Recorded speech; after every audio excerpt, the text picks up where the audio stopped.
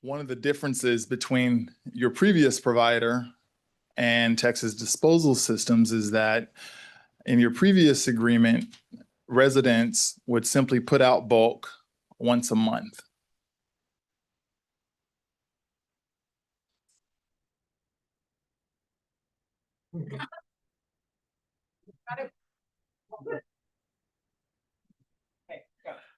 Resume. Look at your lips and are not moving. Yeah. Like one of those old kung fu movies. Yeah. Voiceover. All right. Okay. We're back on. And let's see, where was I? Yeah, there were bulk issues in the alleys, and it was collecting at quite a rapid clip. So we wanted to get ahead of that, and we put our minds together, figure out how we might be able to do so. And we figured that first plan of attack would be communication. And I'm happy to share with you that last Monday, the flyers that you have currently went out, and you should have received them by this point in time. In fact, good. All the residents of Smithville should have received these flyers, and these are just simply an update or a reminder, if you will, as to what your services are, what the expectations and parameters are for those collections. To speak to the issue, we wanted to reiterate to residents that they get 12 bulk collections per year. It's my understanding that in your previous agreement, you got one bulk collection per month.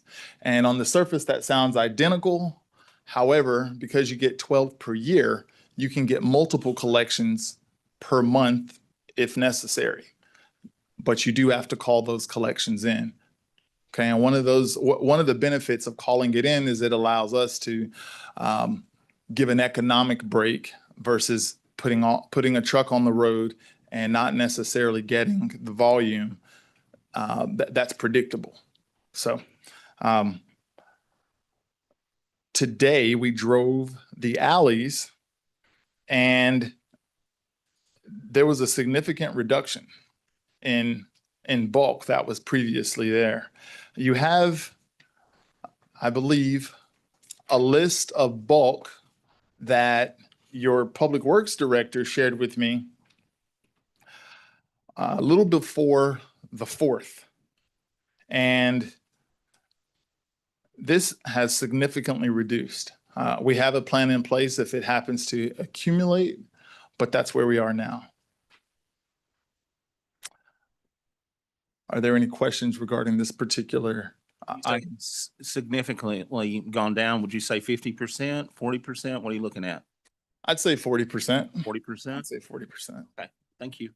But we had discussed you going through the alleys. Edward was on board of identifying places in Smithville that had bulk laying there that had not been picked up by the previous gentleman, our previous service.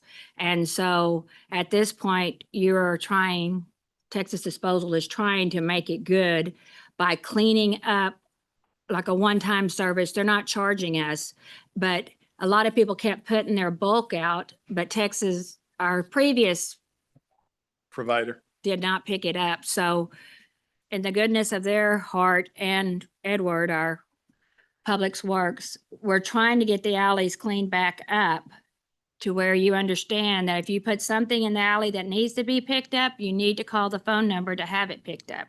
And so we'll try, and they're trying to communicate that to you also. Another point worth mentioning is that mattresses, we will collect your mattresses. However, they are surcharged. Our business model is rather simple. We have a big hole, and the longer we can keep that hole with space in it, the more viable and the longer we're viable as a business. Mattresses, as you might imagine, do not compact very well. So they're very labor intensive to get the springs and materials out that make them nice and fluffy to sleep on. So that's something worth noting. if I weren't in the industry, I definitely wouldn't know that. I just put my mattress at the curb and then wonder why it wasn't collected with the rest of my bulk. But I think that's worth sharing. So do y'all have a set fee for the mattress? Yes. Yes, ma'am, we do. How much is the set fee so everybody can know? Let's see here.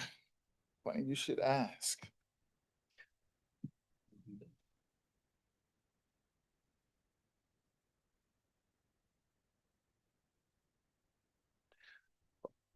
For any size that is not a king size, it's $40. For king size, it's $80. And on average, maybe this should be on Jeopardy and I'll win some point in time if I go on Jeopardy, but on average, households discard a mattress every 10 years. So this isn't something that's going to be happening, rather frequently. So. There's a few comments that I saw next door right before we had this meeting that I kind of brought up that I think are relevant to bring up, but I know that I've seen comments in the city about, Texas Disposals said that they're going to charge me an extra certain amount of money to come back out the same week because they skipped my trash can. But from what I understood in that meeting, y'all actually record the entire route. So you can see if your driver actually missed that stop or not, right? That's correct. Okay. Yeah. And then also the app for the people, because our recycling Is got split up weird, but the app will let everybody know recycling is this week for you or just trash. That's right. And I appreciate you bringing that up. We have something called the Waste Wizard app. And what this does is it allows you as a resident of Smithville to set a reminder. You set it and you forget it. And, you can set the reminder on whatever frequency you prefer so that you don't have to think about it. Most individuals will peek their head out their window and see if their neighbor's card is out, and then they will follow suit. But in this instance, you can have a robocall, you can get a text message, you can also get an email, whatever your preference is. Perfect. Thank you. And I know the girls would love this, but if you have trouble getting the app on your phone for Texas Disposal, our city employees will be glad to help you get the app on your phone. So if anyone needs help, please come to City Hall and we will help you achieve this goal and set it up, because the girls and the boys up front, they're all here to help you. We're not here trying to put up a roadblock or anything. So if you have trouble, please come into City Hall and we'll be glad to help you, honestly. And if you have a question, we'll get you an answer. You good? All right, thank you. Oh, you have more. I do have more. Another point of discussion that we're proud to share, and I think this is at the She's been on vacation, so she doesn't want to be here, okay? No, you're fine. I did not make copies of these, but I think it's worth mentioning that Jimmy got with your home and garden show, and they reached out to us and they asked us to be a sponsor. So we're happy to be a sponsor this year. So you'll see us at your home and garden show this year. We're going to be a Bay Protector level sponsor. Thank you. That Thank is you, the Phil. second to the highest level. You're very welcome. And that's all I have, unless you have any more. You're totally fine. All right. Did we have any questions out in the audience that want to ask anything while we have them here? No? Well, okay. Okay, we're good. Thank you. If you have some questions, please come to City Hall and we will answer Making it here them. to the meeting. We appreciate you. you both. All right, already did the proclamation for Parks and Rec. Mhm. Update from the Smithville Chamber on the hotel occupancy tax expenditures. Welcome, Kathy. I won't cut you off, I promise.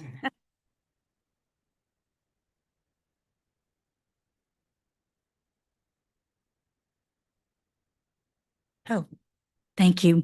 Oh, Mayor, council, guests, I'm Kathy Danielson with the Smithville Area Chamber of Commerce, and I'm here tonight to report on the hot funds. We In your packet, you received the backup information for Q1, Q2, and Q3. I had already reported on Q1 in January, but the backup information is there as well for y'all to review. In Q2, you can see that the expenditures were down. We had visit Bastrop and social media, 2,225.47. We had ads in magazines or other ads, 3,250, coming on down to make that the 5,475.47. And the backup is in your packet on what those expenditures were for. We had in Q3, the same as far as website and social media, 4,032.18. We had paid for some videography, 365.71. No, that's signage, excuse me. And then ads were increasingly more, 6,775. And then community event sponsorships, 585. And Smithville Festival of Lights, 200, giving those expenditures 11,957.89 for the last 2 quarters. The one thing that we have not put in there that we'll probably try to true up in this last quarter is the admin costs. We didn't put any in those yet. So if you had any questions on the expenditures, they're pretty much detailed in the backup.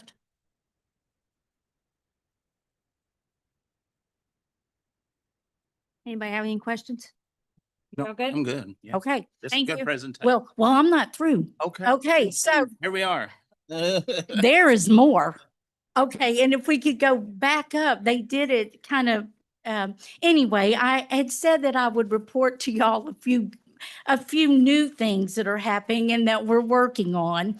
And if we'll go back up, and it's just hot funds at work, but a few of the new things that we are working on we're going to begin in September, the first Saturday of every month, September, October, and November. We've created a new event called Meet Me at the Depot, and it's going to be a classic car cruise in. It's going to be storytellers and our own residents. I've been meeting with so many of the residents that grew up here that has stories about the railroad or stories about high school. We're going to have checkers set up. We're going to have dominoes set up. We're going to have music. That's why I needed to talk to you. We're going to have music set up. And it really is the foundation of a new tourism product that we're trying to build here in Smithville. That Meet Me at the Depot will lead right up to the Festival of Lights, which this year will be branded Christmas on the Katy line. And everything will be about the railroad. We're going to have the signage and the games, and we're going to get the visitors inside the stores, the retail shops, the restaurants with whistle stops. We're going to bring Santa in on the Ann Powell Express. We're going to have them in a conductor's hat instead of a red and white hat. And so we're just moving along. And Mayor, there is another new thing that we're doing. We are rebranding our podcast, and it used to be Chamber Chatter, pretty generic. So we're rebranding that to Front Porch Conversations, and it will actually be filmed on the front porch of the depot. And I would like to ask you to be my first guest in July. Not to put you on the spot, Mayor, but we would love. to. You would, yay. Okay, so we would like to have the mayor as our first guest at Front Porch Conversations. And so when I went to TCCE, which is the Texas Chamber of Commerce conference, Tomball, Texas was there. And you know, Tomball, Texas does not have a town square, just like we don't have a town square, but they have a depot and they have a depot park, just like we do. And they've turned their depot and depot park kind of into their town square. And that's what we're going to try to do for us here in Smithville, is get people coming back to the depot, because once we get our residents there and once we see that everyone's having fun, that we're having fun, well, that's what the visitors love to come and see, and that's what they love to be a part of. So what we're doing is you've always had it, Smithville has always had this tourism product. We've just never put it together and wrapped it up, put a bow on it. And so that's what we're going to do. And we just thank you for working with us. And I look forward to having all of y'all on my podcast, but we're going to start with the mayor first. Thank you. You're welcome. Ooh. I might need backup, I think.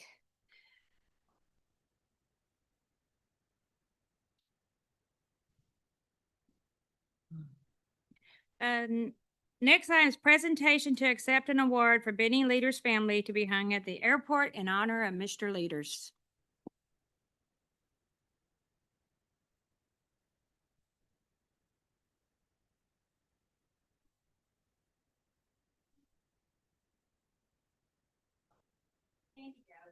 He's right here. Hi, I'm Shannon Bowling.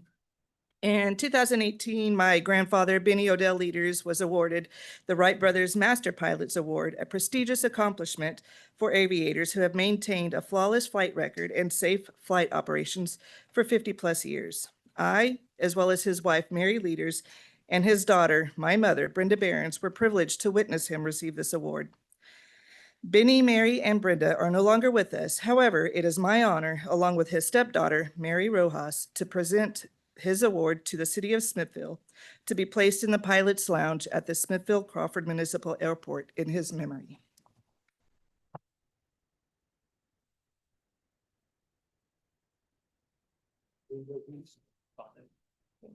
That's great. Thank you. Get a picture. Y'all come back. Come on. Don't leave. Will y'all please come, will y'all please come stand right here? Will y'all please come in, please? It's out of here already.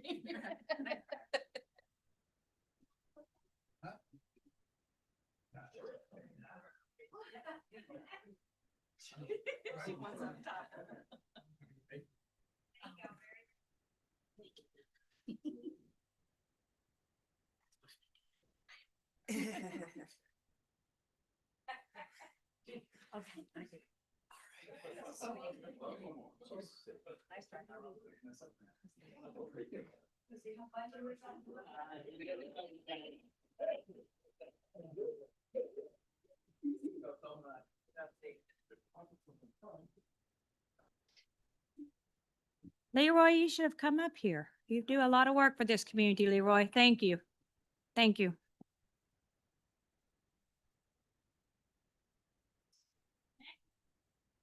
Is approval of the minutes from the June 8th, 2026 council meeting and the June 17th, 2026 special call council meeting and budget workshop. One thing is noted, I was not here on June 8th. Mayor, I'll make a motion. Will you put that okay, thank you. Yep. Go ahead, please. You said the 8th. Yeah. Mayor, make a motion that we approve the minutes with one change, noting that Mayor Sharon Force, it does say that. It does say. Yeah. I called it to order. Oh, that she called it to order. It has changed to Jimmy Jenkins. Jenkins. Okay. I need a motion. Mayor, second the motion. Second the motion. Councilman Washington, Yes. Dunham, Yes. Jenkins, Yes. Griffin, Yes. Tovar. Yes.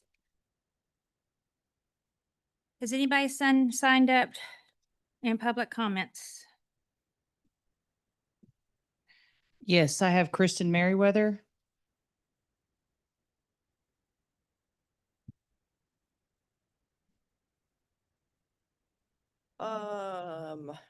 Hey guys, how are y'all doing? Welcome. Can you hear me? Good. Yes, can you hear me now? Mm-hmm. So Judy, I'm gonna talk about you. I didn't talk about this before, but so back in April, Judy sent me an email about a program that she saw called Today's News for Tomorrow. And it's a collaborative initiative from the Internet Archive, which if you guys have heard of the Wayback Machine, that's the Internet Archive, Pointer Institute, and Investigative Reporters and Editors. These are all nonprofits in the journalism space. And what they were trying to do is help news organizations develop and execute strategies to preserve their digital content. And so, because a lot of people assume that if a news article is published online, it's just going to be there forever. And that's not true at all. Digital news is actually far more fragile than most people assume. A couple of examples, there was in 2024, the Daily Hampshire Gazette, a Massachusetts newspaper with nearly 240 years of history, had thousands of articles vanish from their website just because they switched website providers. The Hook, a Charlottesville weekly, kept its archive online for a decade after it's closed, but then it lost more than 22,000 stories when the site quietly went offline. And then MTV News, some of you guys are old enough to remember MTV News. They had their site shut down, and all of that reporting has been deleted. So nationally, the U.S. has lost about a third of its newspapers since 2005, and much of that reporting, we're talking photographs, documenting community history, has disappeared with them. And so that's what today's News for Tomorrow is aiming to help. And so they put out this call to news organizations of all sizes and shapes. And so thank you to Judy for letting me know. I ended up applying, totally forgot about this. And then I got an email last week, and Smithville, Texas News has been accepted into this program, which I thought is really cool. Thank you. And so, so what that means is we're going to receive free access to the Internet Archive's digital preservation and web archiving tool, and its vault. So basically, all the stuff that we're writing, sorry, this is hard for me to see, can now be properly archived on the internet, and so it will stay forever. So big thank you to Judy for sending that email along. I would have never seen or done that without her sending that. And so this training is going to start in September. The goal is keeping the public record from Smithville, Texas News intact. I just wanted to let everybody know that's kind of where we're at. That was kind of a pretty, it was a pretty big deal for my little company. So anyway, Congratulations. thank you very much. Yeah.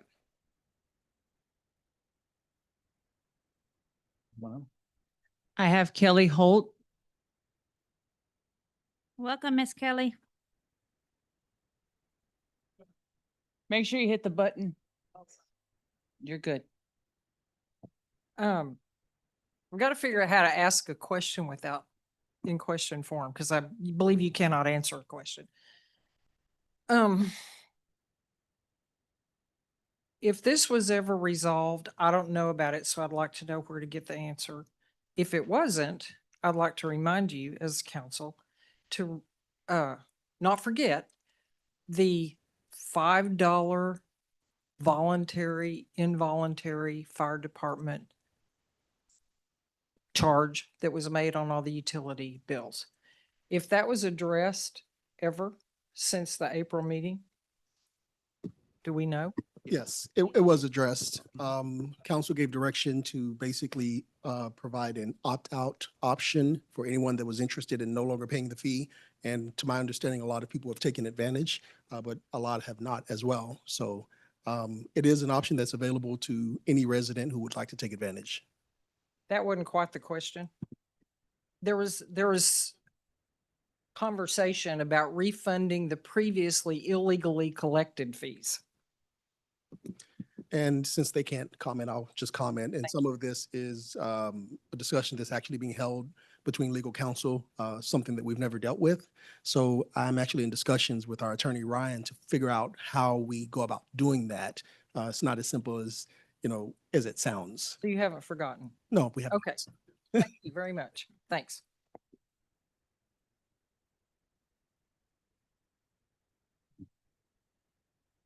Anyone else?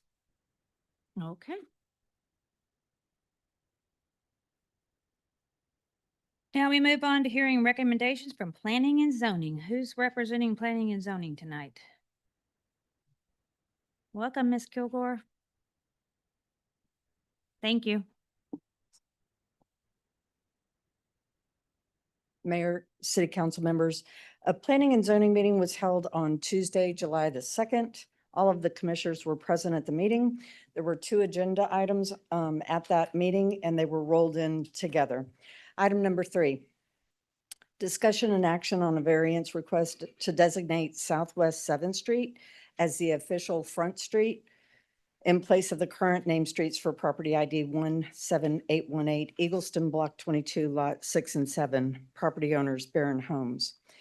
Background on this piece of property is that there's 3 houses that are going to be developed on this property. If the street names were not designated to Southeast 7th, then all 3 houses would have a different address. Lot 1 would be Bumper Road, Lot 2 would be Southeast 7th Street, and Lot 3 would be Jones.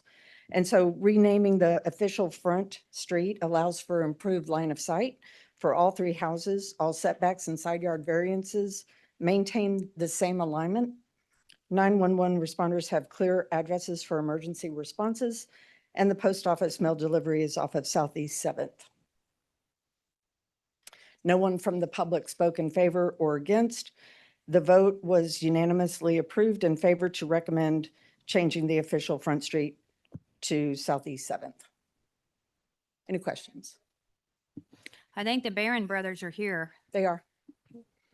They're hiding in the back row. I see them hiding back there. They just keep putting their head around the corner. Oh, there you are. I wonder where you went. Item number 4, discussion and action of a minor replat for the same property ID, 17818 Eagleston Block 22, Lot 6 and 7, property owners Barron Homes. The 0.748 acre lot is currently platted as 2 lots, number 6 and 7. The property owners requested a minor replat from 2 lots to 3 lots. No one from the public spoke in favor or against. Vote was unanimously approved in favor to recommend the minor replat. Questions? No? Additional business. Nancy Catherman has submitted her letter of resignation from the Planning and Zoning Commission. Nancy has served on the Planning and Zoning Commission off and on for over 40 plus years. Vernon Richards, Smithville mayor, from 1988 to 1999, initially appointed Nancy to the commission. She's decided at this time to step down from the commission and let other Smithville residents have an opportunity to serve and participate in the future of Smithville. We are so grateful for Nancy's many years of service to the community. When you see her relaxing about town, please thank her for her selfless dedication to Smithville.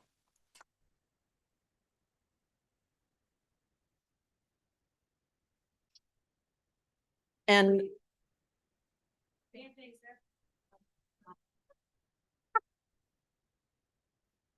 you want to come up and speak?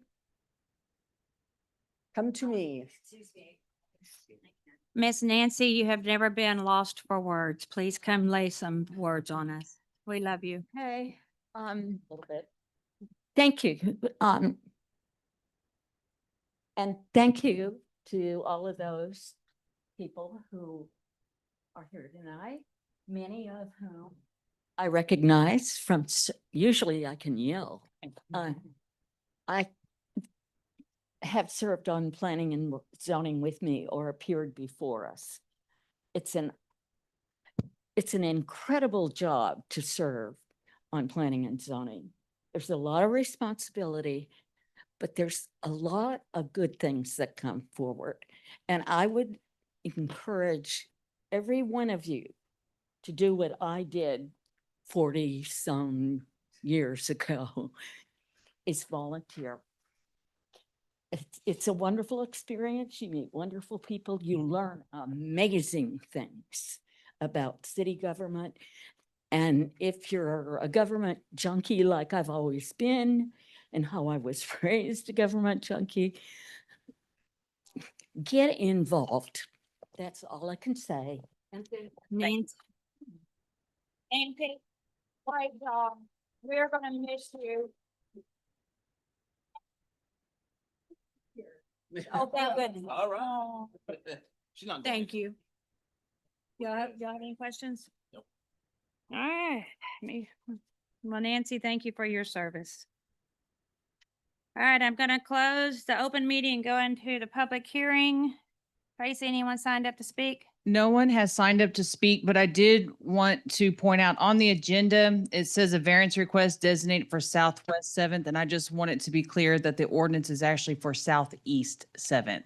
So it's a small typo on the agenda, but the ordinance and all that is correct. And I appreciate all the hard work to identify the front of these properties because as 911 and post office and everything else happens, a lot of work goes on behind the scenes to make sure that everyone is safe here in Smithville. And I appreciate everyone who had a hand in this to get it straightened out, that going forward, there's no confusion. So, and thank you, Barron Brothers, for developing here in Smithville. We do appreciate that too.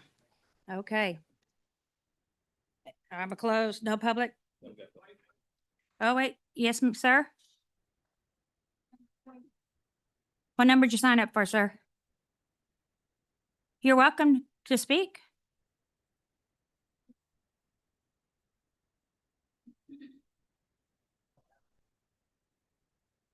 But if you want to speak, come on.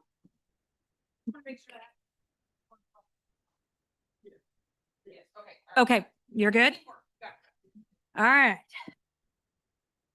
Okay, I'm gonna close the public hearing and go back into the open meeting. Discussion and action on an ordinance for a variance request to designate southeast. Make sure we say east. 7th Street as an official front street in place of the current named street for property ID 17818 Eagleston Block 22, Lot 6 and 7, property owned in Barron Homes. You want a motion? Ready? Okay. I make a motion that we approve an ordinance for a variance request to designate Southeast 7th Street as the official front street in place of the current named street for property ID 17818 Eagleston Block 22, Lots 6 and 7, property owners, Barron Homes. I also state that this variance will not be contrary to public interest. There are special conditions, and because of the special conditions, little enforcement of the ordinance will result in unnecessary hardship. The spirit of the ordinance will be observed and substantial justice is done. Second. I second the motion. Motion been made and second. Councilman Washington? Yes. Dunham? Abstain. Abstained. Jenkins? Yes. Griffin? Yes. Tovar? Yes. Next item, discussion and action on a minor replat for property ID 17818 Eagleston Block 22, Lot 6 and 7, property owners, Barron Homes. I make a motion Go. to, on the action, on a minor replat for property ID 17818 Eagleston Block 22, Lot 6 and 7, property owners, Barron Homes. I second the motion. A motion been made and second. Councilman Washington? Yes. Dunham? Abstain. Jenkins? Yes. Griffin? Yes. Tovar? Yes. Number 13, discussion and action on amending a plat from 501 Mills Burleson Edition, Block 19, Blocks 7 and 8, owners Michael and Allison Chase. Tracy, you want to speak on this? Yes, sir, of course. So we have learned that when it comes to an amending plat, that it is not required to send out the 200-foot neighbor notices or have a public hearing on it. It actually can be, it could be done in-house. But the city of Smithville's ordinance states that the city council is the approving authority. So we didn't have to send out notices, but we had to go through these steps because y'all are the approving authority. Now, in your packet, I included, it tells you chapter 212.016. It goes over amending plats, and if it meets that definition, they do not have to go through the same process as a replat or, subdivision or something like that. The only reason, like I said, we can't do it in-house is because in our ordinance, city council is the approving authority. So they still had to come before y'all to get that approval, but there is no need to notify the public or have a public hearing on it. It's actually section 212.016, and it states that if the amending plat is signed by the applicants only and is solely for one or more of the following purposes, it goes into a whole bunch of purposes. Let me get that on the screen for all y'all in the back.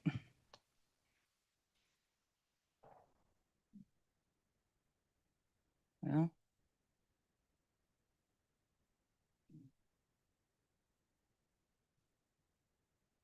So you see, she's got 2 lots. Her home is actually built over this line, right? And section 2.12016, you go down to number 8, it says to relocate a lot line to eliminate an inadvertent encroachment of a building or other improvement on a lot line or easement. So most times people, they'd have to go through the replat process. We have to notify and everything, but because this is amending and it's just getting rid of that line in between, so because of the encroachment of the building, it does not have to go before public hearing or public notice. Did you talk to council on this? Because I think. Absolutely. Yeah, absolutely. I just want to make sure we're relocating and deleting. Yes, no, absolutely. And that's because it was brought to our attention. I did the research, contacted the lawyer, and lawyer came back and said that I was absolutely right. Council is the approving authority, so it still has to go before council. That's why we can't sign off on it. But maybe in the future, because our ordinance doesn't discuss amending plats, maybe that's something in the future, and we can get the amending plats, and then it's done in-house. And so, I mean, with plats anyway, there's a shot clock, so you have so many days to do it. But it would help, I think, if we could just be able to do that in-house. That would make it easier for you. If It would make it easier for not even so much, I mean, the work of not having to do the notices stuff, so that's cool. But, she's having to wait to come before council so she can get this done. Yes, yes. You need a motion? I make a motion on amending a plat at 501 Mills Burleson Edition, Block 19, Lots 7 and 8, owners Michael and Allison Chase. I second that emotion. A motion is made in second. Councilman Washington. Yes. Dunham. Yes. Jenkins. Yes. Griffin. Yes. Tovar. Yes. Discussion and presentation from Langford Community Management on the final draft of the comprehensive plan for the city of Smithville. Welcome. Hello, good Yeah. evening, Long time. council members. Yes, it has. And we're within a minute of getting it through the system and into the general land office for final review and approval. I'm Jerry Conrado with Langford Community Management Services, and I have with me tonight Kate Thompson. She's the resiliency planner who did the awesome job of editing, final proofing of the plan. I believe you all have received a paper copy to review. I dropped them off to Jeremy and Jennifer to look at, and they're also digital format on the portal. So next steps, I want you to review it. You've got a couple of weeks before we get to the final. And it's not final forever because it is a digital version, but at this point, we need to get the grant approved and through the system. We'll be presenting to the Planning and Zoning Commission on 8/4, get their blessing, and then hopefully on 8/10, have it ready for final adoption. At that point, it still has to go through the General Land Office final review. You, as you have been all the way through this program, Smithville has been one of the first to go through the system. So we're hoping for the best. We have until December to finalize everything, but we don't want to wait that long. And if by chance there were any unexpected GLO review issues, we would have to file an extension, but no consequences, nothing to the community, but it's a one-time thing we can do. We're not recommending that, but just letting you know for peace of mind. So the adoption includes the comprehensive plan, the future land use plan, and adoption of any zoning or other development regulations, which Kevin will be talking to Jeremy directly, and we'll have that ready for review as well. You'll notice in the back of the comp plan, there's a barcode that takes you directly to the portal. You can look at the digital format. You can make comments there. You can enlarge it, download if you needed an extra copy, our section. And you can also look at all the backup appendixes, the special study, all the resources. It's this thick of a document, but it's digital there. And all of the DUSET review of current zoning to provide a resiliency overview of that. At this time, we just wanted to give you the heads up, let you know what's happening, give you a chance to do a final review, final issue, anything we've missed. And that's where we're at. So are there any questions or comments? Yeah, when before council, I talked to you about how the land use and everything strategic plan would go forth from this. We don't have to do any more. We have this for our impact fees. This will work. We don't have to do any other projects with it. They will have everything they need in this. That's what I understand. And Kate did send it to Jennifer in digital format and the map, so you have it. If there are any other requirements, please let us know and we're happy to assist with that. But the goal is this comp plan is setting the stage for any future grants. The implementation piece and the capital improvements is outlined so that you have a guide to use throughout the years. And since we're a city that relies on grants, this is very important to us. It certainly is. And it's required for a lot of grants these days. Yes, in most of the state and most of the federal, they require this. Thank you so much. As we move forward with impact fees, this is going to be a great tool for us. And we've been kind of putting our stuff together for impact fees because we don't want to get behind the curve. And so this is a lot of great information. No, I've not reviewed it all. It's a lot of pages, but I did start, so. It's good Thank reading. you. Okay. Are you, Open 24/7 on that I portal. I don't want to cut you off if you still have more to say, because I seem to be cutting everybody off. Let's see, I have no. Oh, you're not finished. No, I'm done. Thank you very much. We look. Thank you forward for your to time. Early August to get this through and finalized. Thank you. Jerry. Thank you all. It's always kind working with you. Hello. I'm here for number 15. Oh, So I'll just, oh, you came in with a purpose, so I was like, oh, Move it faster. okay, do I? no? Do anything or? 14. No, we don't. It's just presentation, right? Okay, I'm good. Hi, I'm Monica. Discussion and action on a certificate of appropriateness for Edward LeVue at 205 Main Street for an awning. Yes, I'm Monica Poss. I live on Bishop Street. I'm also Chair of the Historic Preservation and Design Standards Advisory Committee. We had two items come before us at our last meeting. The first was a request to put up a new awning at 205 Main by property owner Ed LeVeau. I never pronounce Ted. By Ted. Go by Ted. And we voted unanimously to recommend approval. There was very little discussion. Do we want to just do 15 in case y'all have, and then will you hold up a second? Can I have a motion for 15 unless you have some questions?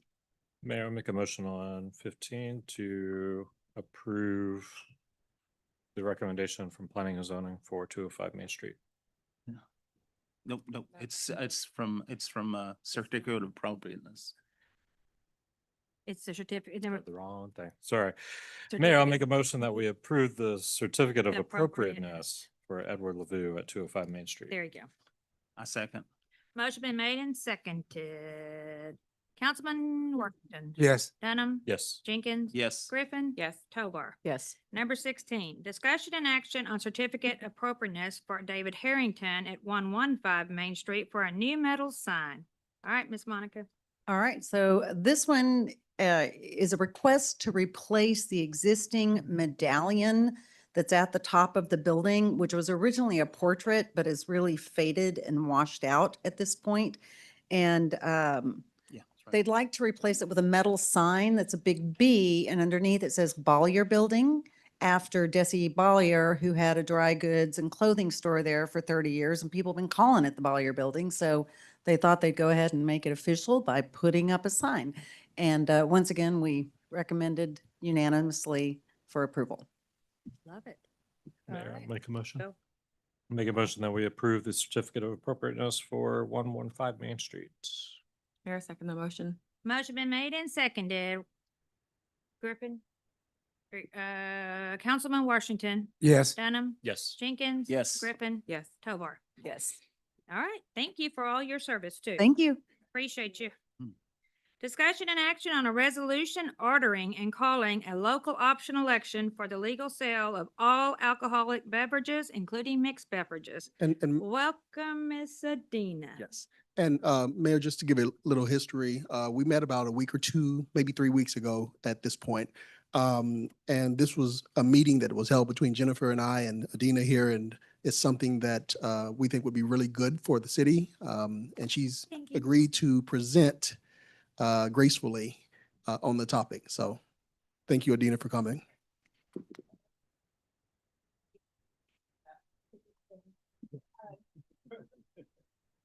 Let me introduce myself. My name is Adina Lewis. I live at 603 Main. I was born at 204 Main, so I haven't gone very far.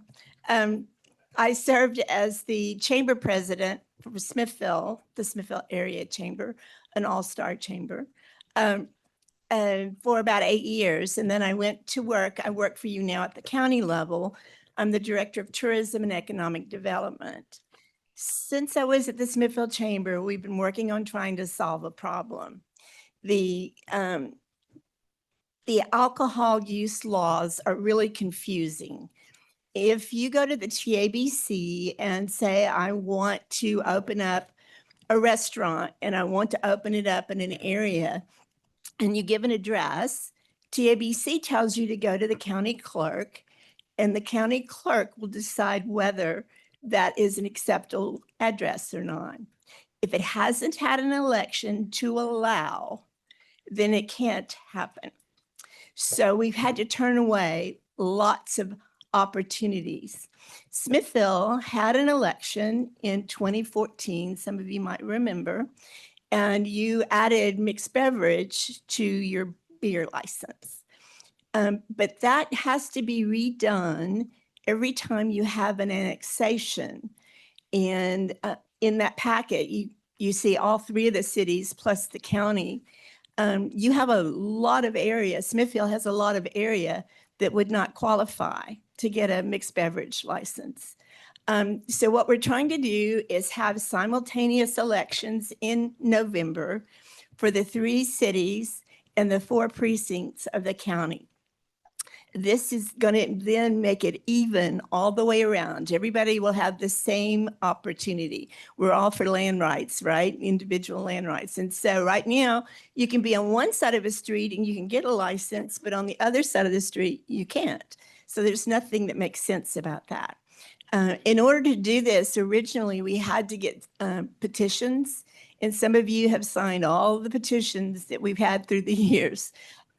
Your mother and my mother, by the way, signed. They've had a lot of petitions, but I'm glad that you're bringing this forward to get it corrected. Well, and what we did is we went to the legislature and said it would take us 10,240 signatures of registered voters in Bastrop County to make this happen. So there was a carve out made. Stan Gertis carried the bill for us. There was a carve out made that exempts us from having to do the petition. So in order to put that used to have to happen before you could call the election. So there's the order of election in there, and we get to skip through. I made a big X through 1 through 4. And so we start at 5. So that would be this, you calling an election. It has to be called by August 17th in order to be on the ballot in November. Anybody have any questions for Adina? I think just to explain a little bit more, because I know you and I have had a lot of conversations about it, and I think that there's things that maybe not fully explained that I think are even more beneficial for people to know about. But a lot of, like, City of Bastrop is a really big example where there's all the development, like where Longhorn Steakhouse and everything is, because the City of Bastrop voted to legalize liquor by the drink before that was annexed. They couldn't have any of that until they ran another election. There's one building over there that half of the building qualifies and half of the building doesn't. Yeah. It's just really these imaginary lines, you know, where they are. And At one point, even the Hyatt got pulled out of their liquor license, right? no, the Hyatt was the reason that part of Bastrop County, if you look at the Bastrop County map, the majority of Bastrop County cannot get a license. And the reason that precinct had an election was that the Hyatt when they came into Bastrop County, did the work to get it done. It cost about $300,000 to have a consultant do this petitioning for you, which is why we all tried really hard.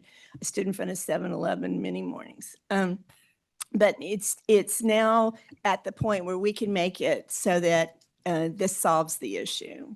Perfect. And this cleans it all up for everybody. It cleans it all up. And if, as an example, if it passes in precinct 2, then regardless of where your city limits end up going, they would be able to get a license. You can get a license to sell a bottle anywhere in Bastrop County. You just can't get a license to sell an ounce. So trying to fix that. And it's an economic development thing. It's not about serving more alcohol. It's about attracting the types of places that we want that have full service. Correct. It's a big picture. Yeah, and for instance, the development where Tractor Supply is going in doesn't qualify currently under this. Yes, and it happens the minute you canvass the election in November, it will be eligible. Yeah, y'all ready for a motion? Ready? I'm ready. I'll make the, You've been ready. I'll make the motion. I'll Mayor, make a motion before you guys go forward, there is a cost associated with the election, Yeah, and always. it would obviously roll into the next fiscal year. So it's not, Oh. even though we haven't budgeted for this year, it shouldn't be a concern because it will be taken into account for the upcoming. It's about 8,000, isn't it? Give or Something like take, that. yeah. Give or take, 8,000. We'll roll it in. Yep. When we have an election in the county, everybody pays a prorated Yeah. amount for it. You could also add something else, just so you'll know, and it's a free ride on this.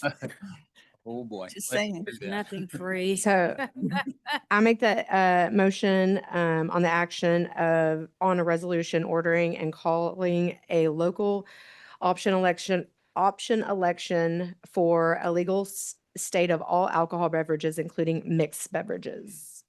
Second. Has been made and seconded. Councilman Washington. Yes. Dunham. I just want to clarify. Go on. Do we have to be, I know it's just a misspeak of sale versus state. I just want to make sure that's understood, but yes. Legal sale of all alcohol beverages. Yes. So are you a yes or no? Yes. Jenkins. Yes. Griffin. Yes. Tovar. Yes. Thank you. Yes. Thank you. That's Dana. Thank you. Dina, for all your hard work. Here's some copies of what I gave the council. I'll put them up here if anybody wants a copy of it. I can make enough for all of the media. Discussion and action on Loop 230 Airport Development presentation by Matt Gretschner. Welcome, Matt. Welcome, JJ. Hector. Hi, I forgot Hector. Welcome, guys. We appreciate you being here. Thanks for having us. Hector, JJ, and Matt. JJ's handing out our proposal documents that some of you have seen already, but wanted to formally give it out to you guys. Yep. I'll squat down a little bit. Good evening, council members and everyone in attendance. My name is Matt Gretschner. I'm a Bastrop native, a local land broker, rancher, and pilot, and I appreciate the opportunity to speak with you tonight. Joining me are my partners Hector Granado and JJ Lawrence, who also call Bastrop home. Like me, they have a genuine interest in investing in our county and helping Smithville grow in a thoughtful and responsible way. Tonight, we'd like to share our vision for the future of 84 Romeo and the land around it. Our proposal is centered around expanding the airport through private investment while ensuring the city maintains full ownership, operational control, and decision-making authority over the airport. After months of discussion and coordination with industry professionals and local leaders, we believe we have a mutually agreeable proposition. Our proposal includes a conditional donation of approximately 15 acres of land to the city for the expansion of the airport. We believe this creates an opportunity for the city to expand aviation infrastructure without the upfront cost of acquiring additional land. Beyond that, this project begins generating value immediately through development impact fees that we will pay during construction, as well as ongoing revenue through a long-term ground lease with the city. As the project develops over time, we believe it will also create additional jobs, attract new investment, and strengthen Smithville's economy.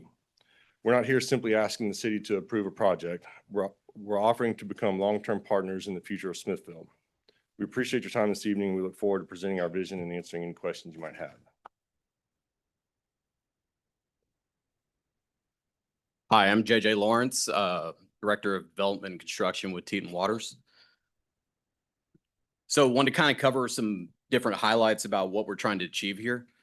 Part of what we're looking to do is do the private development with the neighboring 37 acre tract right next to the airport. And a lot of our goals that we kind of came across aligned with the comprehensive plan and what it listed as airport goals as well. What we're looking to do is build a product that's more robust than what was originally designed as part of the design for the airport expansion about 10 years ago or so. We're trying to put private money into this deal. We want to be a part of helping Smithville grow in a positive way with a group of local guys that have the respect for the city. We want to be able to attract tourism, consumerism, airport revenue, and ease the burden of the taxpayer based on the original concept. Some of the part of the proposal that we're looking to develop is we want to bring in a single 10-bay, single-sided small private plane hangar, approximately 15,800 square feet, two 20-bay dual-sided small private plane T hangars, approximately 16,600 square foot each, a community hangar, 36,800 square feet that would include an additional 6,100 square feet of attached offices, storage, and restrooms. All combined, that's nearly 86,000 square feet of additional hangar space. We want to also bring in a two-story fixed-based operator. It's an FBO, approximately 13,500 square foot facility, looking to include quality amenities such as a reception and lounge area, a pilot's lounge, a cafe, meeting rooms, training room, and restrooms. The FBO will also have a golf cart-like shuttle service for any of the private pilots that have any of the hangar space leased out. We're also trying to provide a facility that anyone in the community or city can rent out and use that would give first-class telecom, data, AV, all the features. We're also looking at adding a new fueling station that would include 100 LL and Jet A fuel, along with the supporting fuel trucks. Kind of with all that development, all the site paving, taxiways, ramp, everything in accordance with TxDOT and FAA requirements, including fencing and coordinated access controls with airport management. We've discussed prelim concepts with TxDOT for all side entrances and driveway turn lane potential up and down the 230 loop frontage.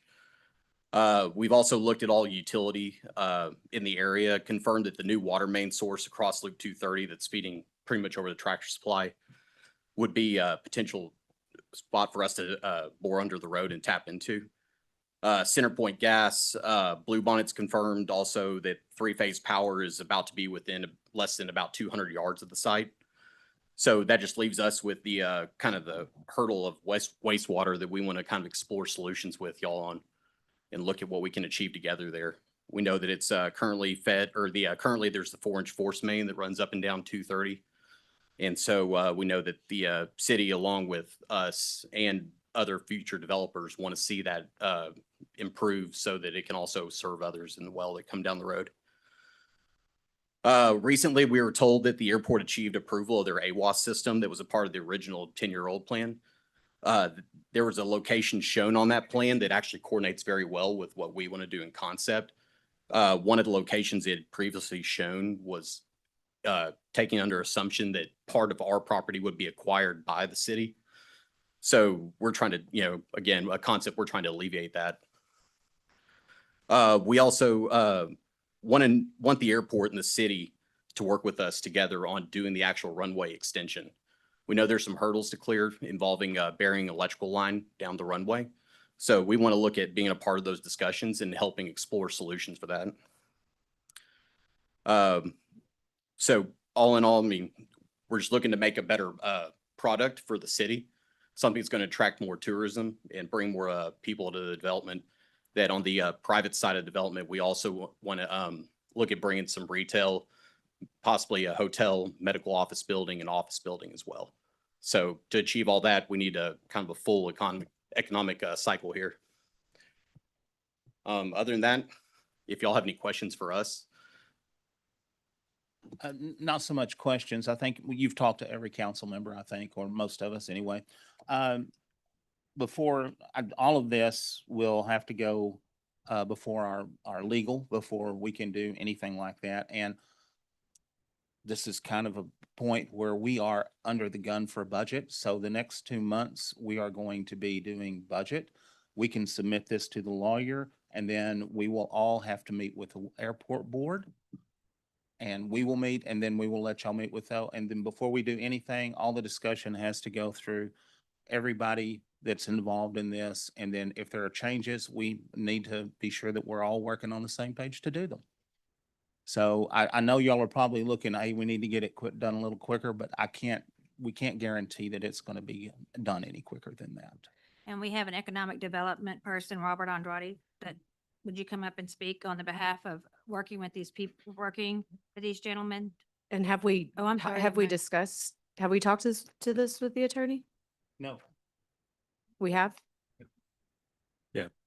I just had a few comments. I think that, one, as a city council member, I want to make sure that we're not getting ourselves into a situation that the city of Austin got into. Of course, much different scale of airport, but making sure that this is very complimentary of our master plan.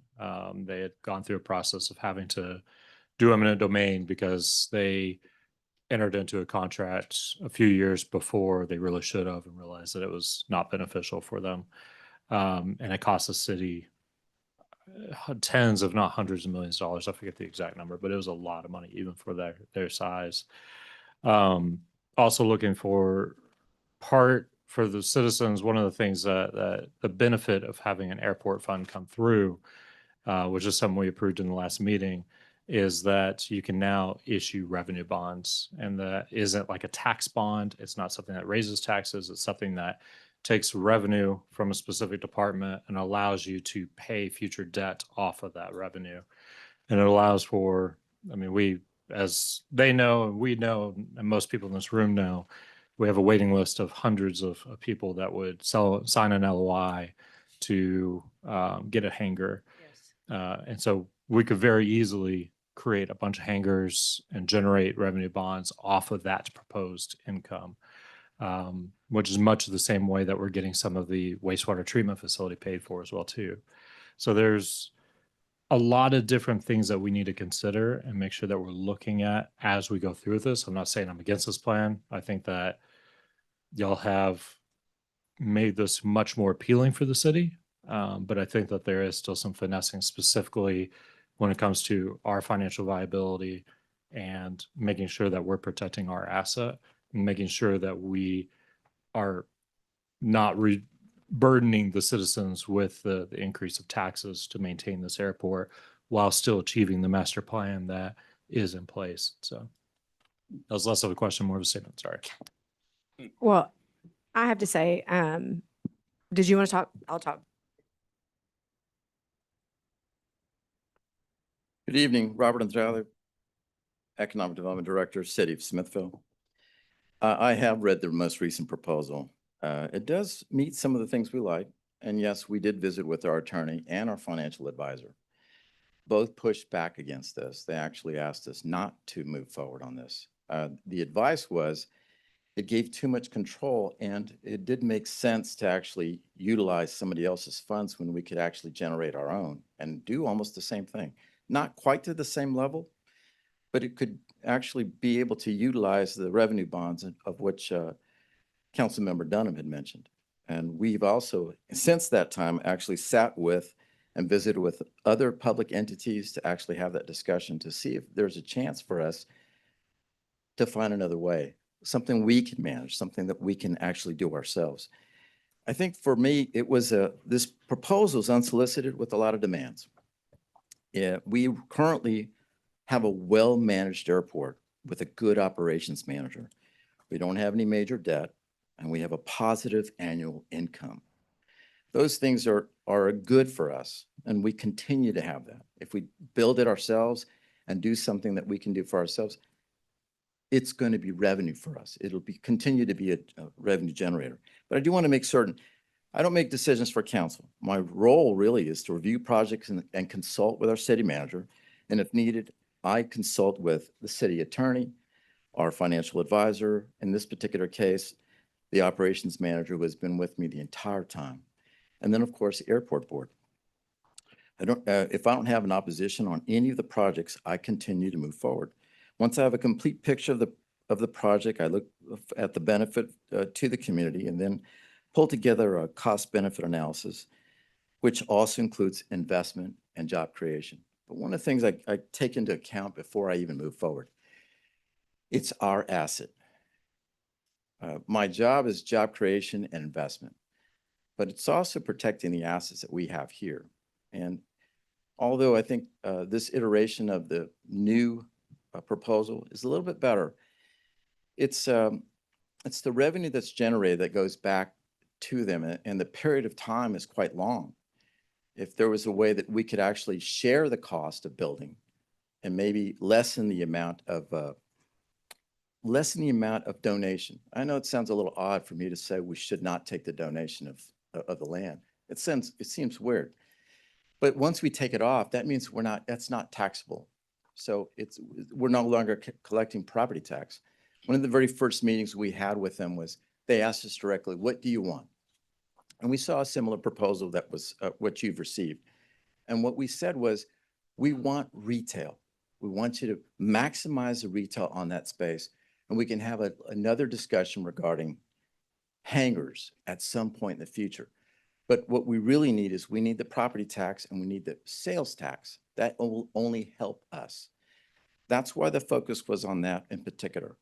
And our attorney actually agreed with us, actually say, hey, Robert, I think this is a little bit better for us. But going back to the whole revenue generation, we want to put that money back into our community. I think you have a question. Please. Okay. We've actually looked at other potential funding sources. And lastly, planning. The airport plan is a complicated process. The process of adding additional items to the plan might require TxDOT and FAA approval.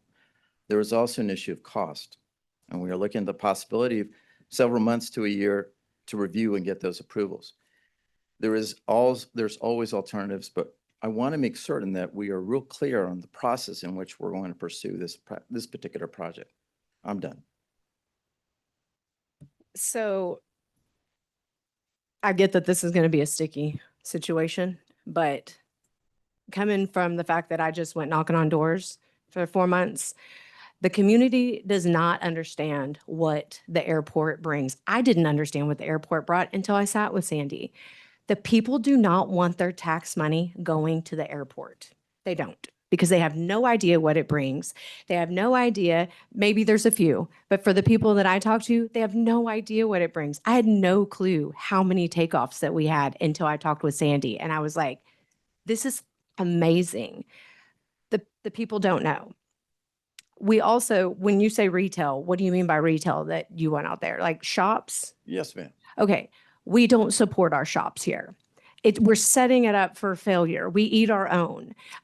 I want us to thrive. I want Smithville to thrive. But we're not even successful. We have retail shops that are shutting down left and right around here. So I feel like they could fill up hangars way before they would sell retail. That's just me. Here we have this group. We have people that want to come. They want to help us. They want to lower our tax base. The only way we're going to lower our tax base is to have businesses. And the only way that the businesses are going to thrive is if we support them, period. And it's hard. It's hard in this day and age. It's very hard. We're all struggling as it is. I hope we can work together with this group, because I feel like their children are in our communities. They are here. These are the people these are what we want. They love our community. They love our children. They contribute to our society in a positive way. They listen, they talk. I'm not saying I'm for or against it, but I'm saying we need to be serious and talk with them because they want to bring something to our community. They want to help us and we can work together. I'm not saying they're going to take over. I want them to take over. No, it's special to us. It's special to me now. Now that I know, and I've talked with Sandy, the airport it's awesome. I'm very proud of it, but I want it to be, I would love for it to prosper, but the people are scared to put our tax money when we have roads. Sure. We have way bigger things that we need to put our tax money towards other than something that very few people use in our town. So just that's where I'm going with it. I really hope that y'all can sit down and talk with the legal, figure out a way to work. They already bought the land. They're there. So we got to figure something out. Well, hold on. Did you guys buy land already? Oh, so we have not bought it? Okay. Oh, I apologize. I thought y'all had. Also, I will take a direction from council, whatever decision you all make.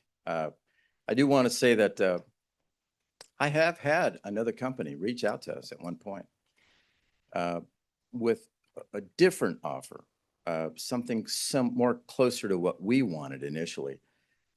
We weren't ready to have that conversation initially. I'd just been here maybe not even a month and I'd met with them. I think we could, that agreement, the way it's written, isn't exactly what we want. It would be scaled back considerably. The length of time to recover funds. There's also the opportunity that we have to actually build ourselves. Revenue bonds can actually be utilized, and the leases that we have already on those potential, or not already, but the potential leases that we could have on those hangars would actually allow us to pay that debt off quickly. So there are other options. We could work collaboratively. Initially, that was one of the conversations I had at the meeting that we had mid-June. It was about collaborating. I even wrote my notes down and I said them. It was about utilizing some help from them, and it would be mostly on us to actually pursue the funding source. And we've taken another look at how we wanted to actually lengthen our airport. It may not require us to lower some transmission lines, which is something we're pursuing, but it could be that we may not have to do it after all. So there are some options that we're pursuing. We want to make sure that the options that we have outside of this offer is something we can agree with. And I think if I had a little more time, maybe at the start of the fiscal, sometime in our next fiscal year, we can sit down and go through it. But I do want to chase after some of those avenues that are available to us that might even make this even less expensive. I just want to be clear. So for JJ or anybody from Teton Waters, we're not paying y'all anything for this, are we? That's right. No. No? Correct. Okay, I just want to make, Cost from the city. okay. And then Robert, for you, if Smithville tried to take this on ourselves, what would that realistically look like? How much, when would we be able to do this type of project on our own? Something similar. Mhm. So we would have to, that was something we just started to have a conversation on. In fact, Sandy would be a little easier to answer that question. Winnie, can you restate your question? I'm not sure I understood. Yes, so I just wanted to understand, Robert is saying that, Smithville could essentially take this into our own hands and build something similar, maybe not the same. And so what I want to know is, I'm lying. realistically speaking, given our position as a city right now, what would the timeline look like? Okay, good What would question. the Important thing finances to look like? consider in doing that. If we went, let's say, revenue bonds, where we are providing the funding, the city is, the revenue bonds are available almost immediately. When we present the project to the financial people, if all that goes through, it's very quick. Now, the other side of that is we have an enormous hangar wait list, as you know, so we could pre-lease that, even get deposit checks for those. And we have areas already, if we don't even talk about expanding the airport grounds, we have all these areas that are on the airport layout plan right now for multiple T hangars, corporate hangars, and executive hangars. So that's in our plan as, ready to go as a. That answer your question? Not really. So I'm looking for the timeline. So I think, you know, if I'm not mistaken, it would take, just based on what I've been told by Teton Water, is maybe a couple years to get this going. And then for Smithville ourselves to do it, what would that? Because of the fact that the city would be doing the funding, you would not have to wait on the FAA or TxDOT Aviation for approval. But, and here's the deal before any of you get it. It's 2 years before anybody can really do anything until there is a gravity-fed wastewater line out there. Yeah, And that's true, Jimmy, but there will be nothing out there. there's no requirement for, For the hangar. for hangar building. No, unless you're gonna have a bathroom or whatever for the pilots and. What we have in the pilot lounge is available for everyone now. So Yeah, as far as hangars, like you're So talking, for any economic development out there, we're 2 years. I think as for a timeline you're talking about, we could be in there in a year and have things actually going into construction. And I guess for the rest of the council, this is something that I've worked with a lot of my clients on is specifically on the revenue bonds, public-private partnerships and whatnot. And I mean, you look at Brightline is a train service that goes somewhere near Miami up to St. Petersburg and the Orlando area. And that was issued through revenue bonds. And so it allowed for a public infrastructure type arrangement to happen without issuing taxes, without doing anything. So at this point, from what I'm understanding, the airport is revenue neutral. And even taking on this kind of investment of trying to build 50 hangars, which is insane. It's a very, very large number, I believe even more than they're proposing, that we would already have the future leases already signed on them. And so we can issue a bond, not against taxes, not against property tax, not against sales tax, not against anything like that, but solely against the future revenue that those hangars would bring and the land that underneath it. And so that allows for us to kind of, as politely as saying it, to just not have to worry about our current financial situation with all the other burdens we have, because this kind of operates separately and we're able to finance it separately based off of what it would bring rather than what taxes we're bringing in. Thank you, Brandon. We welcome, like when we, and the meetings that we have had with you, and we appreciate everything you have brought to us. Robert brings a lot of information. Jeremy has brought a lot of information. This is all a new avenue for us to experience. We're not saying no, we're not saying yes. This is how I feel. I feel you have brought a plan to us, and we want to figure out if it's the best way forward. We're not here to give away our airport. We're not here to find a new manager for our airport. We are here to work with you and figure out what avenue is next. We have had multiple meetings with you. We have signed that we would not talk about it, so we had not talked about it. You brought it forward and you wanted to come before tonight, and I appreciate everything you brought us. It is a well laid out idea, and as our city manager is new, our economic development is new, he's drinking from a water hose learning here. We appreciate everything you've, and we're not saying yes, we're not saying no. We're just learning as we go, and we appreciate everything you are bringing to us. Yeah, thank you. And we want to be a part of the process to help do the due diligence. And I like the idea you are from here. You're not here to build something, sell it, and bring in another person. You're from here. This is your roots. You're married to this situation, just like we're all married to this situation, and we appreciate it. So I don't want you to be discouraged, or we're not saying what you want to hear. We appreciate you being here, and you know that.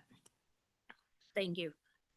Thank you. Is there any way for us to ask about kind of steps forward or communication lines or anything of that nature? I think that would be a Robert answer. Yeah. Yeah.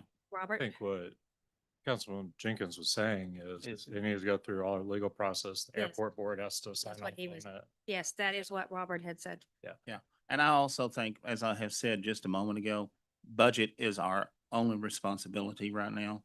We have to have that by a specific date, and we are on a time crunch to get it done. Once we get through with that, I think we can move, we can have conversations to move forward. Yes, sir. Thank you. Well, and Mayor, I did have a last minute sign up if you would want him to, allow him to speak, Mr. Tyler Fischelli. Did I say that correct? I love it. Uh, Gotta get to the mic. You can't be walking and talking. And they're excited. I'm full of energy tonight. Oh, it's not on? It's on. Oh, it is on. All right. So I'm Tyler Fischella, current resident of Smithville, by the way. I don't know your proposal, but I'm happy you're here. I like the idea of having an outside entity give us something that we cast, where we pay nothing for, number one. I know if, and correct me if I'm wrong, but I think we have like 50 to 100 people on a wait list for hangars, right? So there's an instant revenue generator there. If we have 50 more hangars, we have 50 more rentable buildings, which generate revenue. I don't like the idea of bonds because that is on the promise of future revenue, and there's no guarantee of the future. And so I've seen a lot of small towns do that, and some of them like to risk, their posterity on future revenues, and others are, I think, a little more careful. I think we should be in the careful bucket because we don't have many families here that are generating a lot of children that then are going to pay taxes or probably stay here. So there is no guarantee that we're going to have revenue, which means that future debt we create for this project could be very disastrous. And if we are going to do bonds, we should probably focus on things like we really need, like infrastructure, roads, and water and sewage and all that stuff. That's just my personal opinion. So I wanted that to be in the record. And I also had a question on the residential. You mentioned there was residential. Retail, not residential, retail. What do you have in mind for the retail space? So ideas we're considering or looking at to kind of fill out the rest of the property. We've been juggling numbers with approximately 80,000 square feet of just mixed use development. We've kind of run some budget numbers on strictly retail and looking at some office space, medical office building, but trying to kind of bring a little bit of a variety and also in a phased out pattern that kind of is bring something online that also is not going to put us too far ahead of our skis, but looking to give first class or class A type facilities to people other than kind of what the current inventory shows. Seems like there's a lot of potential tenants that kick the tires in Smithville, don't see the modern inventory, and move on to Bastrop or LaGrange. I also selfishly want a hangar, so that's why I'm very excited about this. So retail space, I also had a thought, is there a potential opportunity to use some of the buildings for recreational space? Okay. And then, because we have issues with the cost of our current recreation center, so I've been told, which is frustrating. So, and that's another question. So then the other last question I have is, would there be an opportunity for it to be residential retail? So dual use where people are staying there as well as working there? Yeah. That's not something we've considered, just purely because it does sound like there are some other properties nearby that have been discussed for potential multifamily expansion. And those may be other opportunities that I don't know the status of those developments or know those developers, but those may be opportunities that would kind of entertain. We're looking for something strictly for what I just listed. Oh, and then someone brought up wastewater. I think it was Jimmy. Could we just use septic or do we have to have the wastewater treatment plant? We could do septic? What did you say? Could we use a septic field as opposed to having and requiring the wastewater treatment plant to process waste for the airport? Because of all of the development that's going to be going out that way, we need wastewater lines because the park is fixing to want to build lift stations and bring their wastewater. So we have to come up 95 to do the stuff to bring it in. Yeah, It's have for Mr. State future Park is development also- for a hotel. Yeah, they're going to plan a hotel. There is no septic system for a hotel. But all of that could be phased, right? The line has to be built. That's kind of not a phase. We want to. No. What I mean is you could theoretically have the smaller buildings, the hangars, and then put septic in for those. And then at a later phase, put the hotel in and put the wastewater in. I don't, he's shaking his head. And so No? I don't believe that. You'd have to do it all at the beginning. Yes, sir. Just with the amount of, call it square footage or acreage it would take up to do it, it just takes away from a lot of the, call it performance acreage to come back and build facilities. Okay, so then the wastewater would be an official blocker or dependency for the project to begin. Sorry, am I at time? Oh. 5 seconds. All right. Yeah, it's a hurdle we've been discussing with city folks about looking to help clear. All right, cool. That's all my questions. Hey, thank. Mayor, can I get a matter of fact, statement of fact, can you give just a layman's, Robert Andrade, if you can give a layman's, explanation of the difference between a bond and a revenue bond? Sure, I will. If wastewater bond, for example, taxpayers are going to fund that bill. Revenue bond, you have to have a money generator of a revenue that actually fills that bond. For example, the leases, for example, you get the leases ahead and you start having revenue come in. You bond against the potential for those revenue, for that potential revenue that's coming in. But because there's such a large number of people that want a hangar with us, we're almost certain that we'll have them full all the time. And right now, the demand all over Central Texas is quite large. So we would actually have a steady stream to actually pay that bond off rather quickly. We would hope that we could pay it off within 10 to 15 years. The cap really on any debt, it doesn't matter what it is. If you build something, it has a life. It will have a life of typically about 10 to 15 years, and on a good day, maybe 20. Your roof, for example, has about a 15 to 20-year life. On a building made out of metal, which will rust eventually and it has moving parts, which will eventually break, you want to make sure that that maintenance is always maintained. But that life of that particular item will probably last about 10, pushing 15. So you want to pay your debt off within 10 to 15 years prior to having to redo that new building. So the revenue bonds, that's how you would utilize that bond. Now, a regular bond, just you're bonding for a new road, or you're bonding for a new rec center. You're putting that burden on the taxpayer to actually pay that off.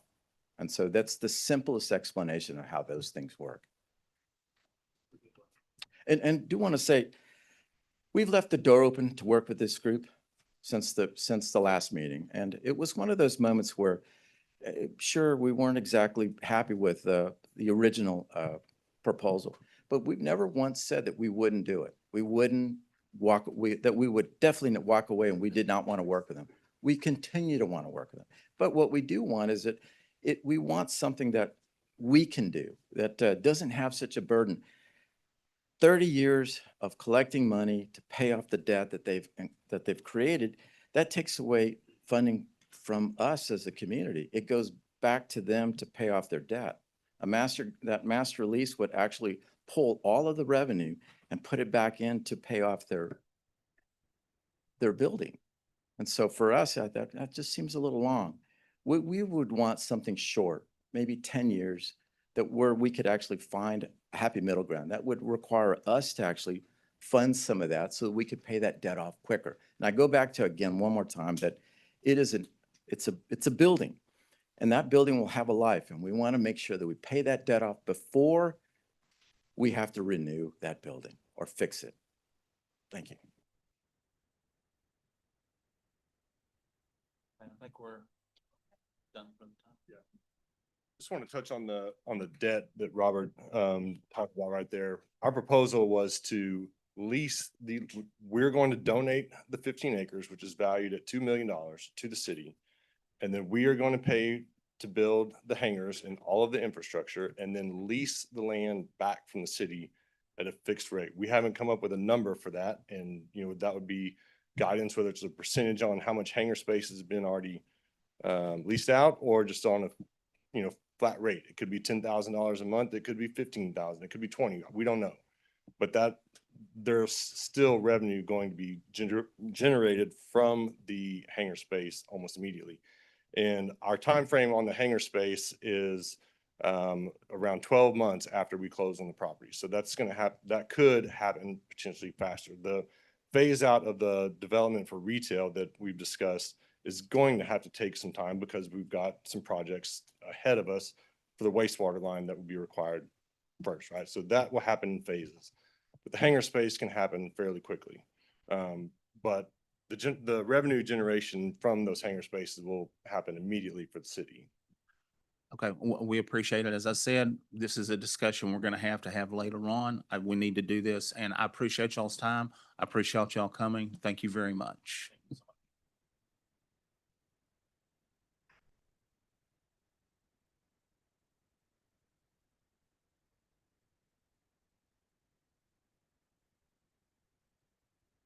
At this time, be no action taken on number 18. Yep. Number 19, discussion and action on authorizing expenditures from tax note per ordinance 2025-697. And Mayor, I think on this one, we only have two departments that have spoken up, Public Works and Airport. Edward again? I love it. I'm throwing you on the spot. I did not.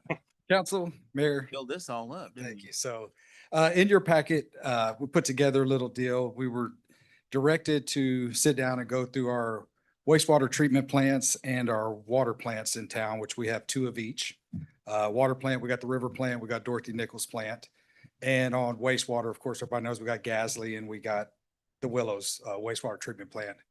In your packet, if you read through or whatever, there's it tells you about what it takes to actually run these things and what's going on and stuff and what the issues we're having. I'm not going to go through every slide with y'all or whatever. I'm sure y'all have read through it and everything, and everybody can read through it, but there's a lot. It's a lot that goes to it and stuff. So we've had a couple surprise TCEQ visits and stuff. Nothing major bad, but they do come as an alleged violation, which means if we don't fix them and we don't get them taken care of, when they come back the next time, they will make it a straight violation and fine us for it. So we've been working on that and stuff here. If you look through it, the one good thing out of the 4 plants, we actually have one water plant, Dorothy Nichols, that is actually up and 100% running. All pumps, all motors are running, everything is good. So for one, we actually got one that's actually feeding the whole town right now through Dorothy Nichols because of our river plant having so many pumps and motors down. We are asking to take some money out of the tax note from the deal. There's a number. And if you look right now, for all the numbers that we got back from our vendors and stuff right now, we're sitting at $171,530. It's a lot. It does sound like a lot, but this will actually pretty much fix and keep all of our plants up and running for the next at least 5 years while we go through this process of getting our wastewater treatment plants up to date and running. There is some stuff where we can cut some cost or whatever if we pull pumps and motors and take them in to be rebuilt.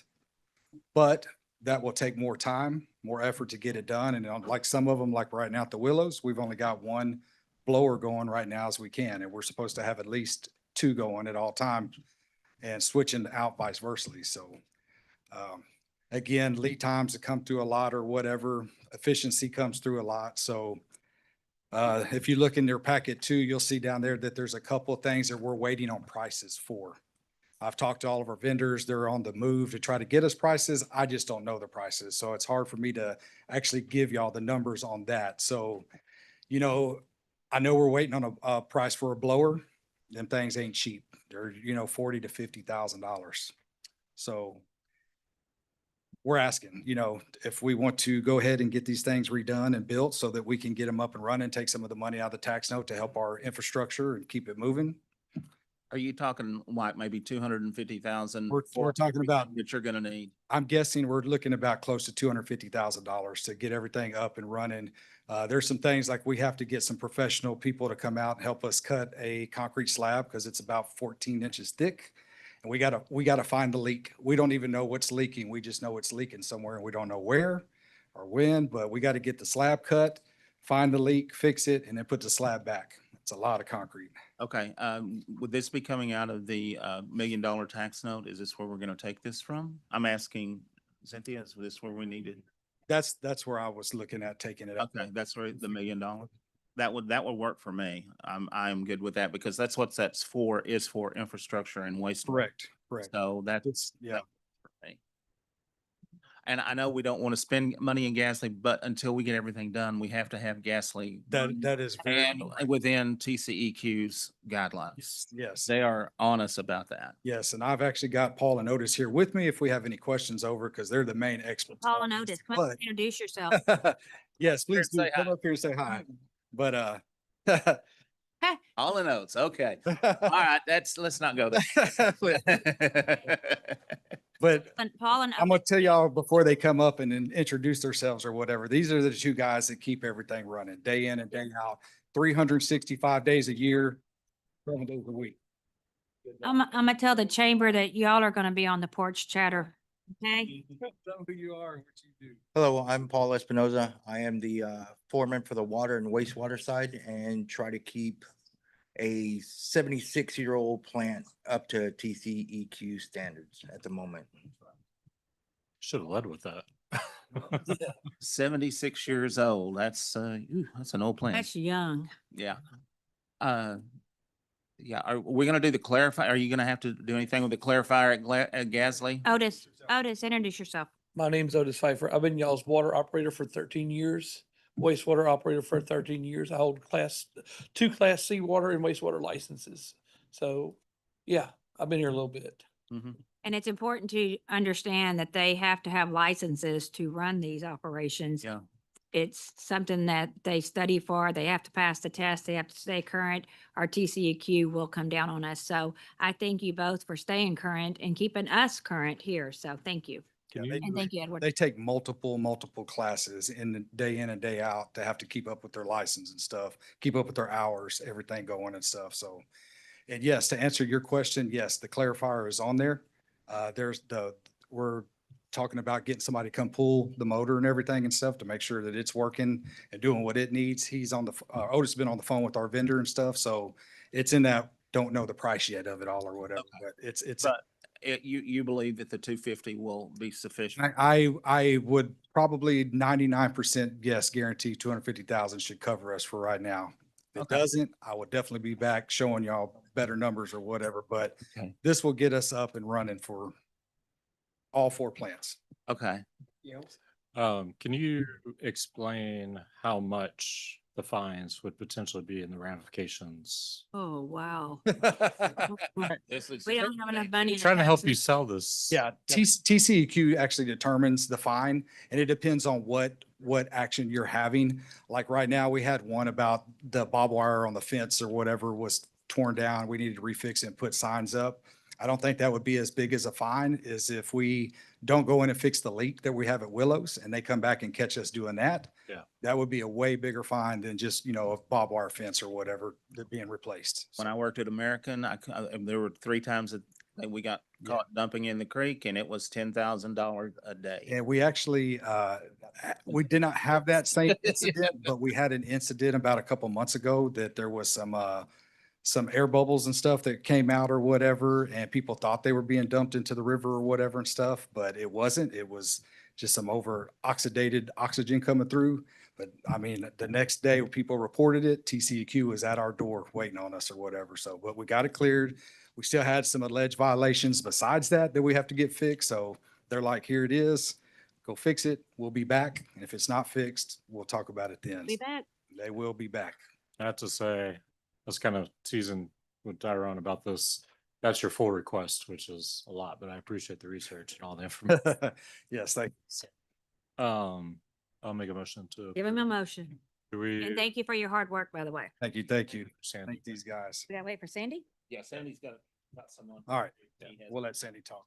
Thank y'all. Thank you. Oh, Sandy, what do you have? Oh, I know what you have. Okay, I gave you each a copy of what I had worked up, just to kind of get you up to speed on where we are financially with the airport right now, what's going on. This is piece of paper. You got, okay, so what I wanted to do first, we have ramp grant money that you guys have heard me talk about many times, the routine airport maintenance program. $100,000 we get every year from TxDOT Aviation, and we get that at a 90-10 cost share. at this point in time, we've used just a little shy of $10,000 of that. August 31st, it all goes away. It will be gone. And what I wanted to do, because we did not get the IIJA grant that I worked on for about 3 months, because only the large airports got the big money. And our TxDOT rep called and said he was sorry. He appreciated all the stacks of papers I turned in. He said he would support us on some of the maintenance on ramp grant money, and he would sign off on that, since I had put the work into that for our airport terminal, which is now over 26 years old and needs a new roof, needs a new ceiling, that because it's leaked so bad for so long. We've never been able to get it repaired properly. And at the same time, the parking lot, which back when Robert Tamble was here, he would send the guys out to patch it repeatedly, but we never did an overlay or actually fix it completely. So what I did, what you see there is the cost of replacing that roof, ceiling, and insulation in the Pilot Lounge Terminal building, and repaving the entire parking lot when you come into the airport there. Total cost is $89,000, and of that, TxDOT would pay $80,100 and the city would pay $8,100. The nice thing about ramp grant money is when Cynthia turns that in for reimbursement, it's the one grant that they pay very promptly. Usually in about 4 weeks, she gets a check back. So that's one of the things I'm asking you guys to look at. I talked to Jeremy about it to approve this. I have till August 31st to get those contractors together and get this done. And I've talked to all of them, and they say we can get there and get it done in the next 6 weeks if I get that approved. So is it the 8,100? Yes, we have to pay that 89,000 out. And then we get the grant back, so it turns out being 8,000. City's share is 8,100, yes. Yeah, so and So to for make sure clarity, everybody there'll be- understands, if this comes out, we pay the initial 89,000, then the state gives us back everything but 8,100. Exactly. So that's how that runs. Okay. And it gets I'm good with- returned back Is to there the a- tax note. A timeline that it has to be completed? I'm sorry. It wouldn't, correct me if I'm wrong, Cynthia, I don't believe this would come out of tax note, would it? Would that be general fund? So what I currently do with Ramp Grant, that, because he does lighting and different things, that is currently paid out of the general fund, is where those funds come from. And then the money comes back into the general fund, because the ramp is currently set up to be deposited into the general fund.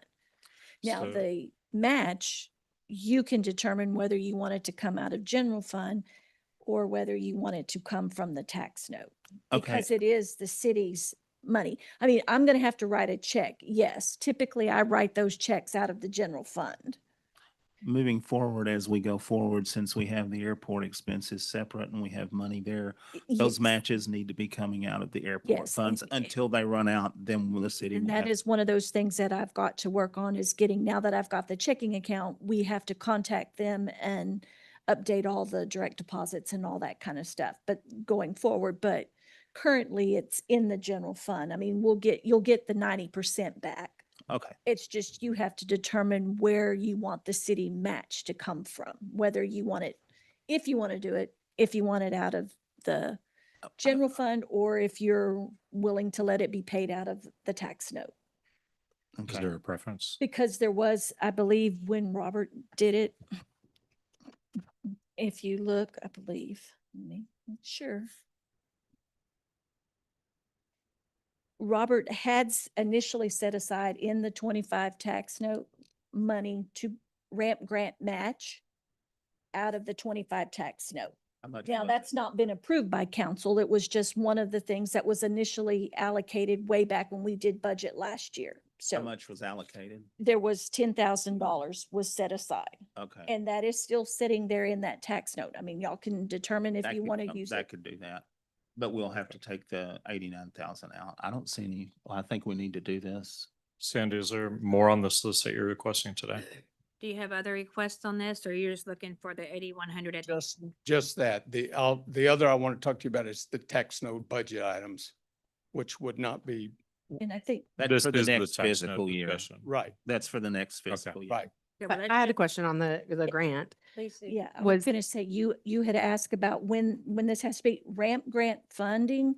All expenses have to be incurred by August 31st. So the project has to be completed by the 31st, or those funds go away, whatever's not spent. I mean, when I write the grant every year, and I'll be doing the next one, I always ask for the 100,000, so you get the match. We don't have to take it. Gotcha. It's just whatever we get, but it has to be expended by August 31st for us to be eligible for reimbursement. So if he would go past that date, we're not getting money back. Okay. So That's we why I have that definitely have to highlighted up make there, sure that deadline. you meet that deadline. Perfect. Mayor, I'll make a motion. Go ahead. I make a motion that we approve the $250,000 for the wastewater treatment plant and the 100. the 89,000 that ultimately will become 8,100 after the reimbursement out of the tax notes deemed appropriate by city staff. I'll second. Motion's been made and seconded. Councilman Washington. Yes. Dunham. Yes. Jenkins. Yes. Griffin. Yes. Tovar. Yes. Thank you. Thank you. Thank So Oh, let me jump down here. I just want to update you guys on the lighting project. Next thing. Next item down. Mhm. Notice I have in parentheses prepaid. So we're not talking about any expense, but I'm trying to update you on what's going on. The lighting project has been moved forward from the middle of August now to August 2nd. Okay. There's going to start moving material and equipment out there next, can at the end people of still this. fly into the airport, or Sorry? do people still fly into the airport with all this activity? This work starts, the runway will be closed. Oh, 2 weeks to Yep. 20 days. Yeah, it's an issue I have to deal with, but it happens You- at every airport when you're doing work down the sides of the runway. not that I have an airplane or I'll be flying in or, Mike, but okay, understand, but I wanted you to see the cost involved there. airplane. The numbers, if you see the original estimate we had, our bid below that, the actual bid came in way less than that. We had already paid, or Cynthia sent in the check for 10% of that, which was $154,000. TxDOT's been sitting on that till this project started. If you look down there at the bottom, or right below that, upon completion, the city will receive $57,760 back as a credit or a check refund for the overpayment of that money. Okay, so that will go back to the tax note. Okay? So I wanted you guys to understand that because that's a lot of discussion. Okay, then right below that, the automated weather observation system, the AWAS that you've heard about. That is down there as an approximate cost of 200,000. It won't exceed that. It'll probably be less. TxDOT's share will be 180,000. Our share would be 10%, which would be 20,000. That will be coming up in fiscal year 27, but they're telling me they think they can have this installed, completed, and operating by end of December 26. Hopefully so, because this is a huge safety thing for pilots and it'll be accessible. Everyone in the area can call the phone number and get the up-to-date actual weather that's live. Then that would be a text note item there. The next thing is the parallel taxiway, major safety item again. We've been waiting 10 years for this, and that will be fiscal 27 as well. The total cost of engineering is estimated at 300,000. They're telling, I was in a meeting with engineers last week. They said they think it will be a good bit less than that. They just can't say until they actually get out there on the ground and do measurements and surveys. But the city's share at 10% would be 30,000. So, and then lastly, on the bottom there, fiscal 28. I know we're not talking about tax note or I'm sorry, money for 28, but I wanted you to see the parallel taxiway construction. They're estimating cost there at 3 million. Our share would be 300,000. So hopefully by 28, we have money coming in to cover the cost of that, and we don't have to walk away from the grant. Any questions? No, just want to clarify that the 8,100 plus a 20 plus a 30, which are the high end estimates, that's 58,100. But we're also getting back nearly 58,000 from from the already expensed From element. the lighting project. That- So really the only thing that will become a budget concern would be that 300,000 a couple of years from now. Yes. Perfect. 200,000 will probably be done by the end of this year, is what you're saying? Yes. So that will be a concern for our But early next year budget. So we're getting the money back. Yeah, we're getting money back. So- Yeah. Being 20. Going back to. that would be, yeah. And the other thing that I discussed with the engineers on that engineering, that $300,000 cost, they will, depending on if we act as our own agent or TxDOT acts as our agent, they will hold invoicing of that off until that engineering would be completed and not be billing us from the beginning on through there. So it'd give us a chance to have that money in hand and ready for Cynthia to pay that. Perfect. And one question, Cynthia, I don't know that we ever told anyone. From what I understand, the airport fund will go live at the beginning of the new fiscal year. Yes, I'm trying to get it up and, I mean, I've got the account set up, but now I have to go through and get all the money and the revenue and different things that we've got switched over and get all that set up. And the goal is to have that by October 1st, because when we do budget, the Department 190 will come out of the general fund, and the airport will now be its own Own fund, it'll be its own. own fund, Yeah. basically. It will no longer be within the general fund. It will have its own revenue and expense. Well, Perfect. you'll see it by itself. Yeah. And that'll be something that'll be presented during the budget. Perfect. Thank you.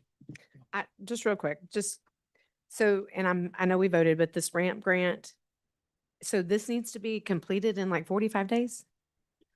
Do we have? We already have so you have the people lined up to do the parking lot? Okay, good. Okay, that's all. Perfect. Basically, 4 contractors, I talked to all of them, they would just make it a priority. Perfect. Sweet. Okay, cool. Thank y'all very much. don't know. I don't know. It was on a while ago. I don't know. I looked up and it was red, ma'am, and I got it and turned it on. Sandy. Okay, somebody give me some motions. Already got the motion for that one. That's right. Oh, you were on your second wind. Never mind. Okay, let me get on my right page. I'm all confused here. Discussion, we got that one. Discussion on the tax, got that one. Discussion and action on amendment to ordinance 2025-687 impact fee advisory board. Mayor, on this one, this is just a requirement because we are trying to establish impact fees and state law has changed Correct. since the original process was put into place. And as a result, our city attorney created or drafted this ordinance for us to pass to get back up to current law so that we can continue with that process. There's one thing I'd like to change in the ordinance. There's 5 members. I would like to make that 7 or 9. Because we have some other members that have expertise that I would like to help us with that. So that would be the one thing. I don't know if we can make it 729 or if we have to have an exact number for that. I would rather have an exact number that we are not. Then let's just make it 9. You know, I'm at 9 members on Yep. this. Yeah, I think so. You've got a lot of moving parts in the impact fees. I understand we have impact fees and I understand there's a lot of moving parts, but I just want to make sure putting 9 people, that's a lot. It is. I don't see a problem with 5 members. I don't either, but I'll still want to have 7 because there's some people that I would like to add that have some expertise that need it. The 5 members are the P and Z board. Our P and Z are here. What are your feelings? Ms. Kilgore?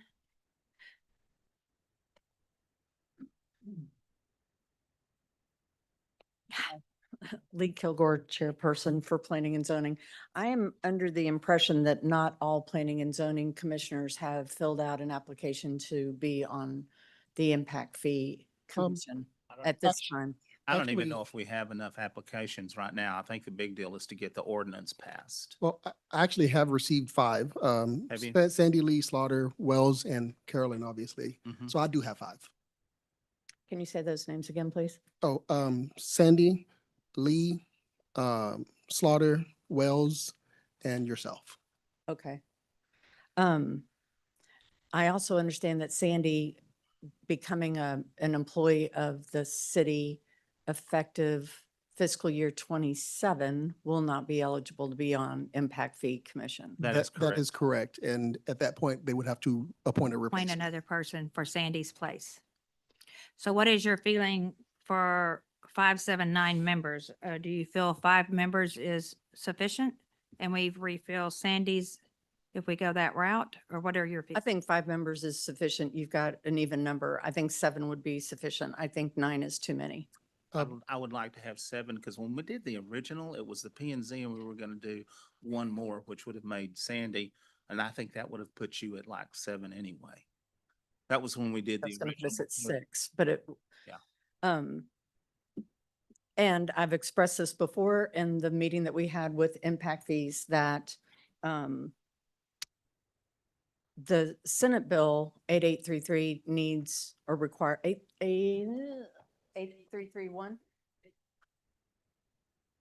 Senate Bill recently passed and revised, states that 50% of the Impact Fee Commission must have real estate developer and a builder. And so I think it's critical that we get that group of people on this commission so that the information coming from real estate is known, because not everybody does. Our current Planning and Zoning Commission does not have the expertise that's required for impact fees. It's a known fact. It's not something that we haven't said before. So We have to have a developer, a builder, an engineer, and those are the 3 main that I know. I don't have it in front of me, but. and it's not an and, it's an or. So And yeah, real estate. Real estate developer, development or building industries, Building. employees Yeah. or officials. Yeah. and I think What a- Brian fills the engineer part, correct? Mhm. Mhm. And then I feel like 7 members.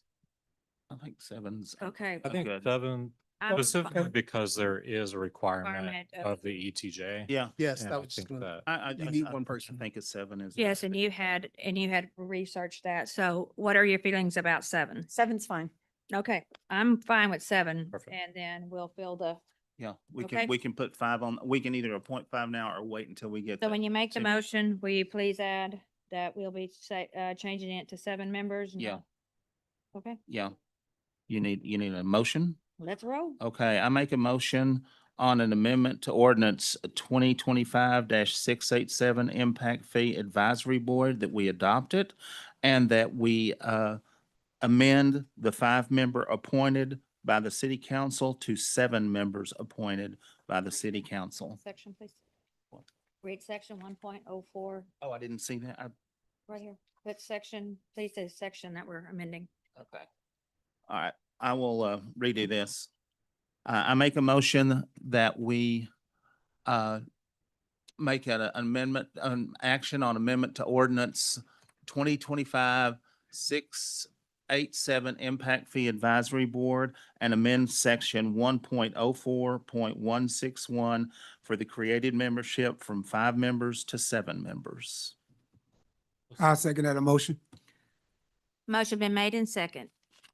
Councilman Washington, Yes. Dunham, Yes. Jenkins, Yes. Griffin, Yes. Tobar. Yes.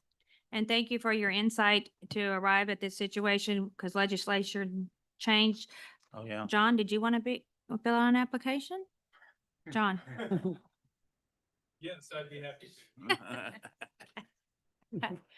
Thank you. All right. Number 21, We can appoint the members we have or whatever. discussion and action on appointments of the Impact Fee Advisory Board, Capital Improvement Board. And so we just changed that to 7 people. I think we have 5 people and then If he's 6. John, are you really interested?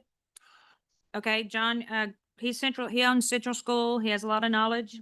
And then what was your other one? that you want? Well, there were 3 other people that were applying, so I was just gonna say we wait for appointment until the next meeting, because we I- can't really do anything until we Well- get to August sometime. I think at the very least, you'd want everybody to fill out the same application. Yeah. Yes, I would. So, just so we'd have a public record that they There can you send go. in. Yes, so we can So you will table this. table I have number- one question to be a stickler.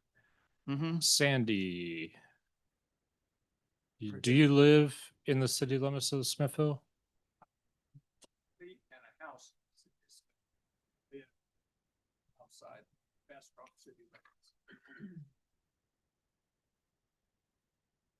Are you a qualified voter of the city? No, Then. And we- is your property in the ETJ? Yeah. No.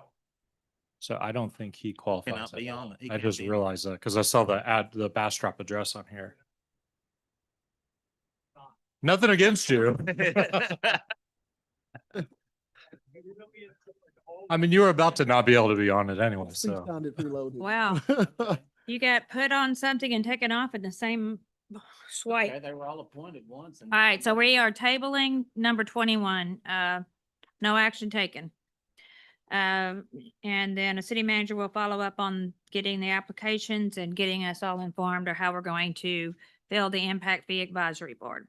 22, discussion and action on bringing in the TML boot camp team budget to help with the budget. But this young lady was not able to attend tonight due to, weather conditions. And so, we can, Well, actually, She's she's right behind behind me? you. she does, no, I stuck up behind you if y'all can hear me. I'm sorry, I'm all telling Oh, you ain't yeah. here. Yeah.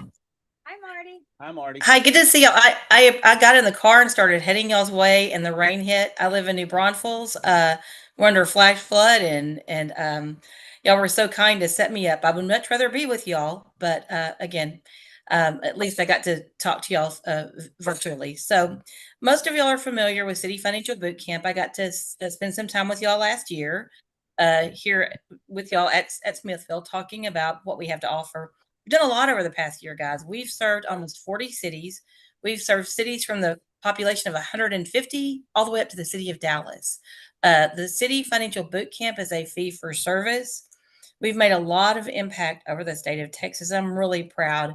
I'm a CPA. I'm also a certified government finance officer, which is another certification, a testing certification. I've been involved in city finance for close to 30 years. And I would have loved to have had City Financial Boot Camp when I was starting out. We tailor the program specifically to what you need. We've been extremely flexible. One of our most recent boot camps was just a couple of days and it was virtual. And it was helping a city go through the property tax calculations and what they needed to supply to their tax assessor as well as their appraisal district, and just kind of understanding the whole process. We just signed a big contract with a larger city that will kind of be on retainer. They have a list of projects that they want us to work with staff on, and so we've signed that contract as well. Again, we have worked with city secretaries, we have worked with finance directors, we have worked with council and mayor to department heads, specific training, just really what y'all need specifically. We would love to come and work with the city of Smithville. And so I would entertain any questions at this time that y'all have on our program. I've talked to Marty several times. Mhm. We talk a lot, so yes, we've seen each other a few times. Yeah. Okay, so do we need an action item or what are we doing here? This was intended just to be informative for the most part. Okay. Marty has spoken with me as well on several occasions, and she again agreed to be here tonight to kind of speak to this. The idea was floated internally, and I think that it would help from a transition standpoint with that aspect of local government finance that's more related to property taxes. It would assist me. I think it could be a tool for council. I think it could be a tool for employees as well. And again, she's done this all over the state in cities large and small. So I think it would be a benefit.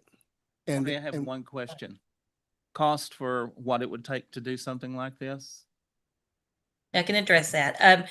Sticker shock, it's about 12,000 a week for a full boot camp. We charge $225 an hour, plus whatever travel costs that are associated with whether it's me or one of our wranglers coming in and working with your team. Some of the work can be done virtually.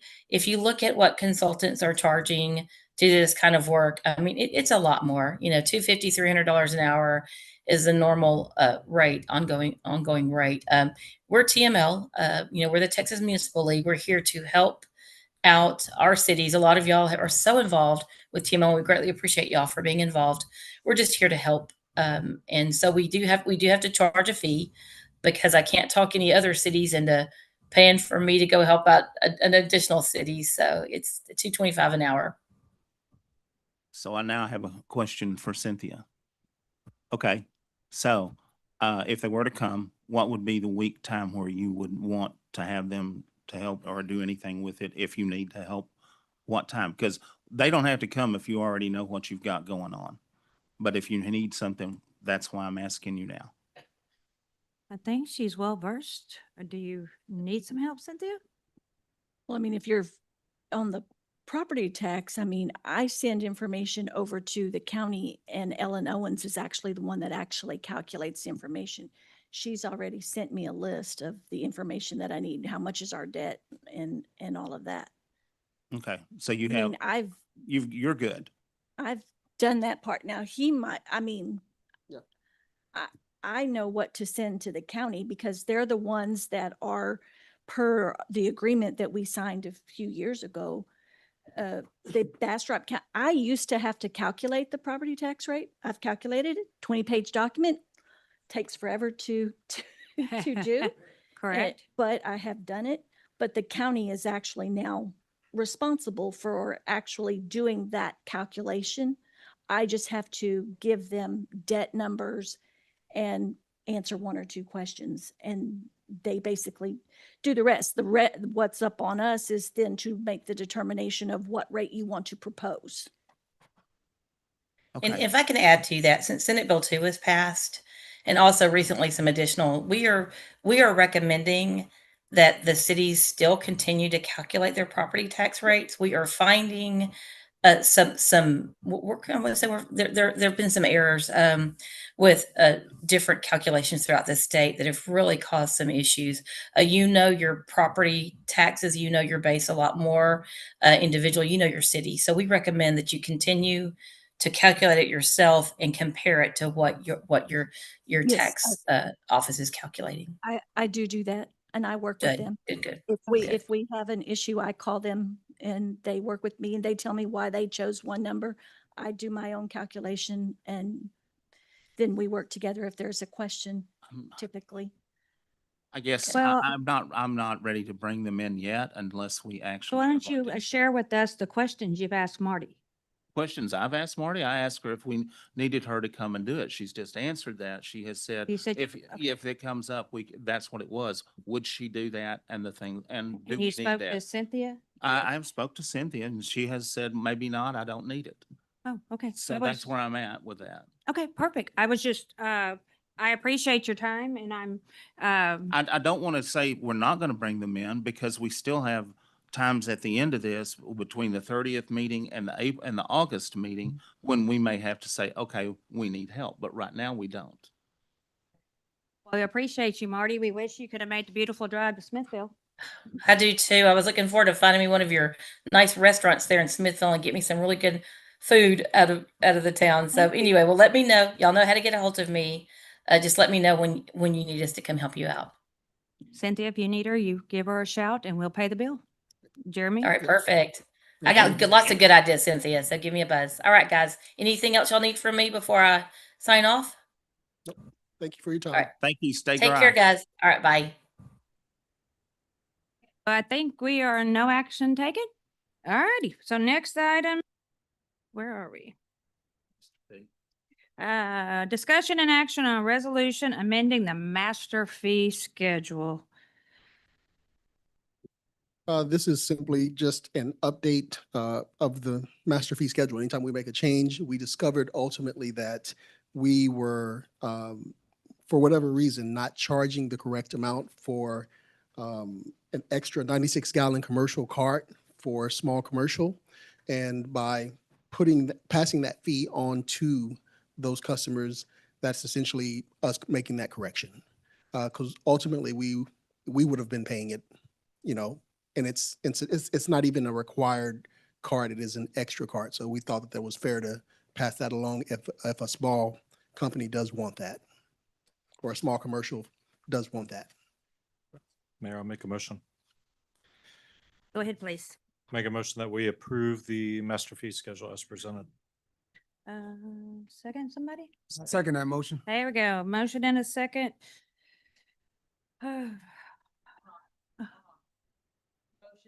There's a motion and a second at, Washington. Yeah.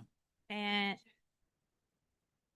Do we have to, say resolution 2026-07-576? Sorry, I'm not following you because I'm trying to make sure, see on, I just wanted y'all to know that on this, resolution, right? This will be removed. It was just, it got left behind, right? Us clerks were human, right? So it says, it's talking about mechanical HVAC and pool permits. That just needs to be removed. But I did confirm with Jennifer, she will definitely get that updated and corrected before, we sign it. Okay, I'll modify my motion then. modify. Sorry, I was trying to get to y'all beforehand, but y'all was moving so fast. Trying to get out of here.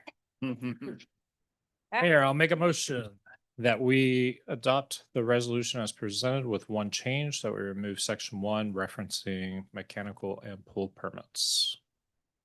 I second that motion. Tracy, is that good? Okay. Councilman Washington, Yes. Dunham, Yes. Jenkins. Yes. Griffin. Yes. Tovar. Yes. Okay.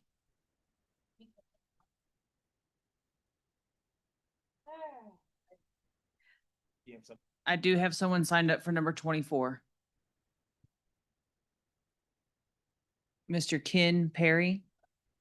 Hey, come on, Mr. Perry. Tell us. I read the instructions about what to do when I came up here. Yes, sir. Nowhere did it say to wear a parka.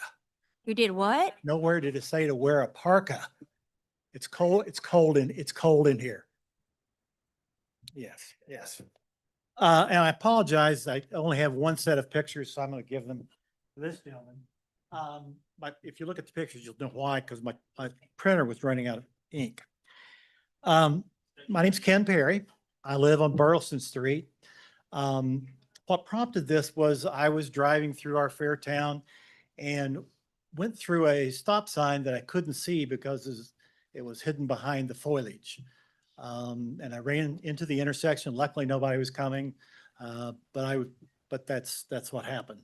As you're probably aware, some of you were on the council at the time. In 2024, the city spent considerable tax dollars to install new stop signs. Part of the rationale was to reduce the speed limit or the speed through certain through streets. Colorado, Short Street were two. I think MLK was another one. However, in my humble opinion, I think they went overboard and put them in places that logically don't make sense. On my drive here, about 9 blocks, I went through an intersection that is a primary example of the foolishness of some of those stop signs. I was coming on 7th Street to Main Street. And if you know what that means is that there is a block between there and the river. So on that block, there's 3 houses. So I had to stop at a stop sign in case somebody from one of those 3 houses was speeding down Main Street. Are you not following me? Okay. So there was a stop sign there. Ludicrous. You come down one more street to 6th Street, 6th onto Main Street, there's a yield sign. Now you're a block further down where there's possibility for more traffic, but there's a yield sign there. Okay. So I think those are ridiculous. In 2024, I came to a meeting and tried to find out what the rationale was for putting the stop signs and where they went. You couldn't answer the question because you don't answer questions in the meeting. So I did some research and went out, looked at all sorts of things. The United States Department of Transportation's Manual of Uniform Traffic Control Devices, and other things, and emailed the council my findings. Some of you were on that, some of you were on that council. Didn't receive so much as a thanks for your input, but at any rate, in July of 2018, July 18th of 2024. I've got a copy of the email if you'd like to see it. Want to resend it? It will be, we will, Okay. I missed you, sorry. No problem. Well, yes, it is a problem, but that's okay. But there are unintended consequences of putting the stop signs in, and that now the city has got to maintain the sight lines. What I gave to him was some pictures of stop signs that you can't see. Their vegetation has grown over them. I know you want to know where they are. I'll get together with the gentleman here and let him know where those are. You act confused. I'm not, I'm looking back at Edward and I welcome, I see Lieutenant back there. Lieutenant, can you shine any light on this for us? Oh, do you have 20 more seconds? So what I'm trying to do is get the city to figure out logically why those stop signs are where they are. We'd like to try to figure out a way to get those that don't make sense removed. And there are rule recommendations about what those should be. I'll present them to you in written form, email. Well, will you email me and we will visit because I missed it. And then I'm gonna have our lieutenant come up here. We usually don't exchange answers, but I don't want you to feel like we did not answer you for 2024 and maybe Lieutenant has some light on this or. I think these issues are really unrelated. Okay. Well, I know that the police chief is already working on this process. This is nothing that Okay. he's not aware of. And Chad is going to speak to the topic, this specific topic that we're actually considering on the agenda. Gotcha. Thank you.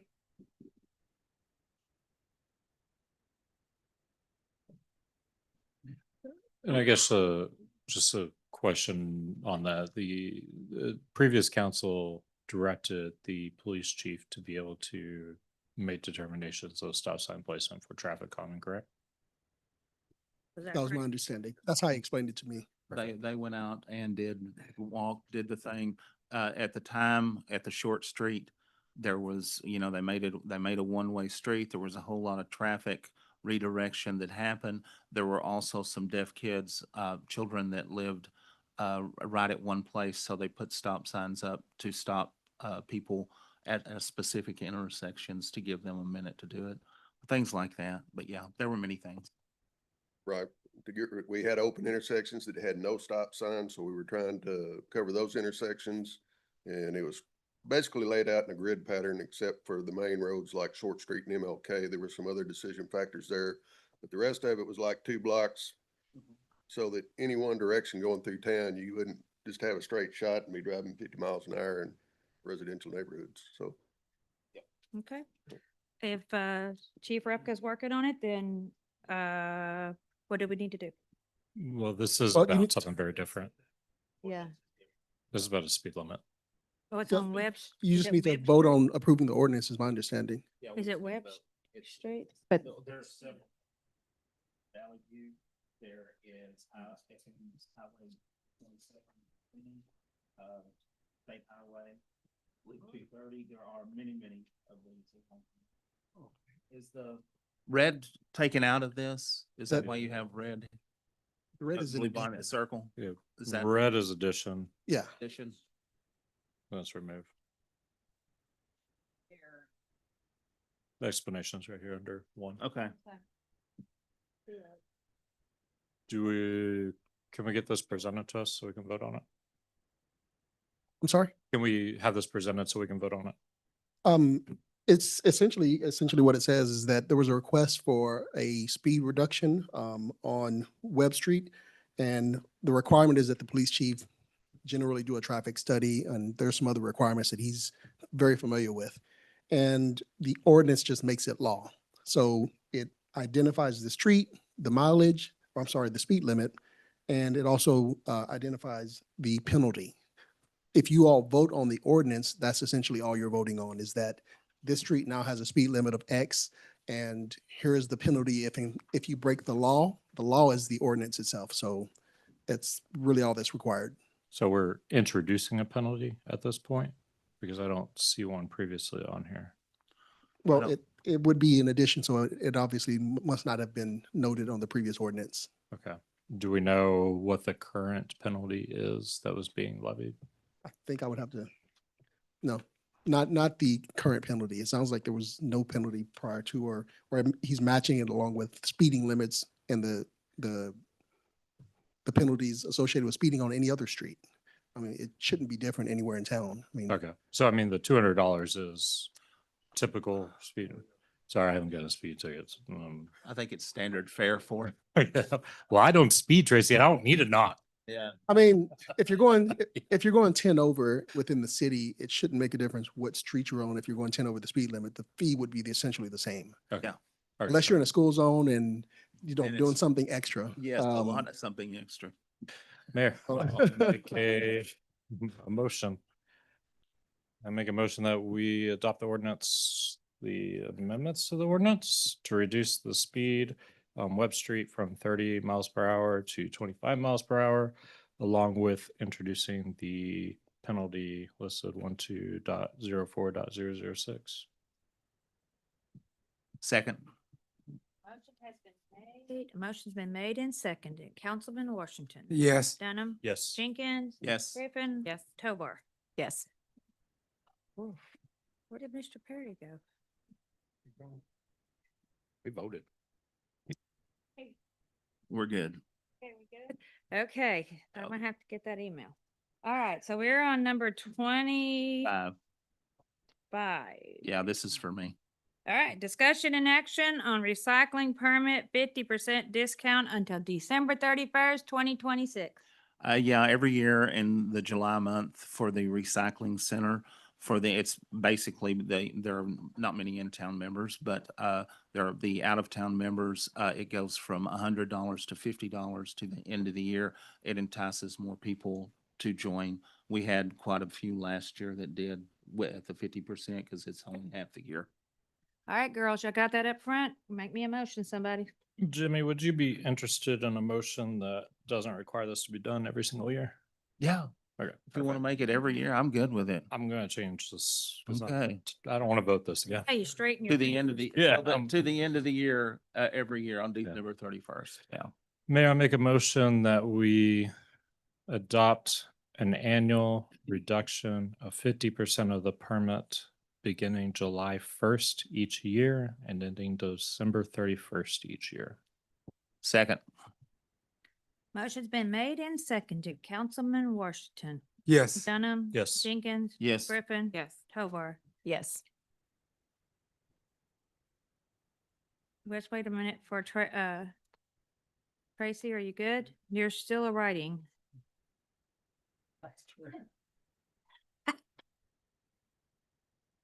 I have that Dunham made the motion to adopt the annual reduction starting 50% off starting July 1st through December 31st. Jenkins seconded. All were in favor. Wow. All right, thank you. Discussion and action on costs to bring mowing in-house instead of contracting. Oh, Edward, come on down. It's always Edward. Oh, Edward. Okay, so last meeting, I was asked to do a cost comparison. So that's what y'all have in your packets tonight. And pretty much explains where we're at. John Thompson did his contract for 3 years, comes out about $226,000 for 3 years. For us, give or take, due on maintenance and how much we break down and what we buy, we're about at 228.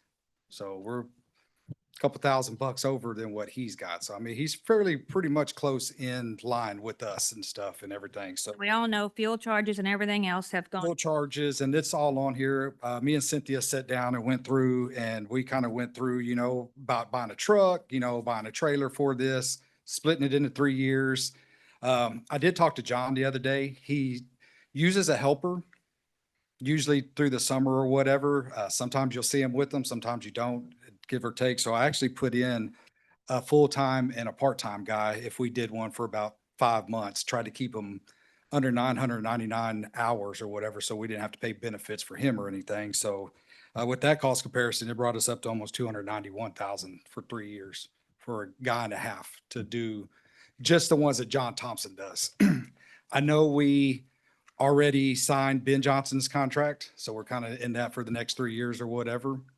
I feel like, you know, Did hey, did we do the Nick one? We're Well, able to there was a terminate. stipulation in the contract that says if you give a certain timeframe notice that either party can exit the contract, but I would refer to Ryan on that. But Okay. he did point that out to me. Yeah, Okay. and if that is something, this meeting. I mean, if that is something we go through with, hey, Well, I would like to point out that I have signed checks for this young man. I've been mayor for 4 years. I see the young man out there working, Mr. Thompson. I asked the girls today, do they get complaints on him? It was consecutive. That was a no. I see him out here doing the job. I try to walk sometimes, and he's always courteous. When he's blowing stuff into the street, he picks it up. So I'm gonna give him kudos. I wasn't here last month, but I have seen the young man out there working, and he does work hard. And I feel like all the equipment that he is using, he's maintaining equipment's, it's expensive to maintain. For us to go out and buy all this equipment, that's a big deficit on the city. And I don't have a problem with this contract, and I think it's written that if we end up having a contract with him, that we can void it, but I don't have a problem with the young man. yeah, between Mr. Thompson and Mr. Johnson, I've had less than a handful of complaints on Yes. one of them. They do a great job. They're easy to get along with. They take care of business and, you know, it rolls. So, but And I think my complaint was never about him. no, it It's wasn't. It it's was, the fact I've never heard of them before. Yeah. Is a great thing because no one's complaining about it. Yeah. was But also with Winnie coming through, you know, just to do a cost comparison, to actually see what it actually does cost. I appreciate you spending the time to do the cost comparison, because it does take a lot of time out of Cynthia's day, out of the manager's day, yours, but at least we know now we are getting our money's worth. And I think that, I guess where the argument came in was this is only one of the contracts and the other one is just as big. So over 3 years, that's $550,000 to $600,000 that we're spending in mowing. And should we be looking at knowing that there are some gaps, knowing that, you know, when we have storms coming through, that these part-time guys or the full-time guys could be redirected and doing certain things, and we're always looking for more staff. So it was like, if we can co-op some of this contract money to be able to use towards funding, you know, half of a person, and then your department funds the other half. That's kind of the mentality behind it, was to help figure out, should we be spending this money when we could use it to be able to hire? You know, and eventually too, this could be probably John's last contract with us or whatever, you know, he's gotten to the point where he's asking, you know, he's like, he's getting older, you know, he's trying to get retired one day. Ben, he's going to be the same way somewhere down the road. Somewhere down the road, they're not going to be here no more to help us or whatever. So we either have to go back out and recontract and find other people that will give us the price that we're using, or we're gonna have to bring it in-house to do it. Which we can use. realistically, we probably won't get someone doing it for that. No, we're not gonna get anybody at this price way to get it done, but And so it's probably going to be a wise idea here soon, thinking about bringing it in-house. correct. Thank you. Entertain a motion.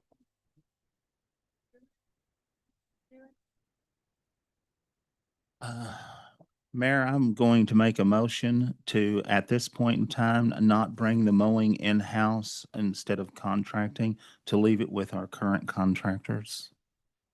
I'll second that motion. Motion been made and seconded. Washington, Yes. Dunham, Yes. Jenkins. Yes. Griffin, Yes. Hobart. Yes. Thank you for all the hard work you put into this for us to understand where the monies are going. I guess the next item was the same thing. I'm Oh. right. So you don't have to go through it again. Proving it? Yeah, we can. 'cause Okay, we can have- I just? Oh, I thought that's what we were Right. doing. Oh, I'm, No, we okay. have two motions. Now, discussion and action on renewing the mower contract with John Thompson. Okay. Somebody make me a Madam motion. Mayor, I make a motion to approve the renewing of the mowing contract with John Thompson. A second. Motion been made in second. Washington. Yes. Dunham. Yes. Jenkins. Yes. Griffin. Yes. Tovar. Yes. Thank you, Edward. Thank you. Thank y'all. Oh. Have you got it all? All right. Discussion and action on approval of the financial report. This is Cynthia's favorite time. My gosh. Okay, you should have in your packet the June financial report. How we looking? Um, Our revenues are at 78% of our $16 million budget. So basically we're where we're at, supposed to be on the revenue side. Overall, we look to the good. Again, general fund is to the positive right now, slowly going down. Revenues are pretty much, where they're supposed to be with the property tax and that. We're not going to get any more of that. Our expenses, so our overall revenue that we're looking at is going to creep down, but we should still end on a positive note, considering we're still right now at 586,000 to the good. So I'm hoping that way.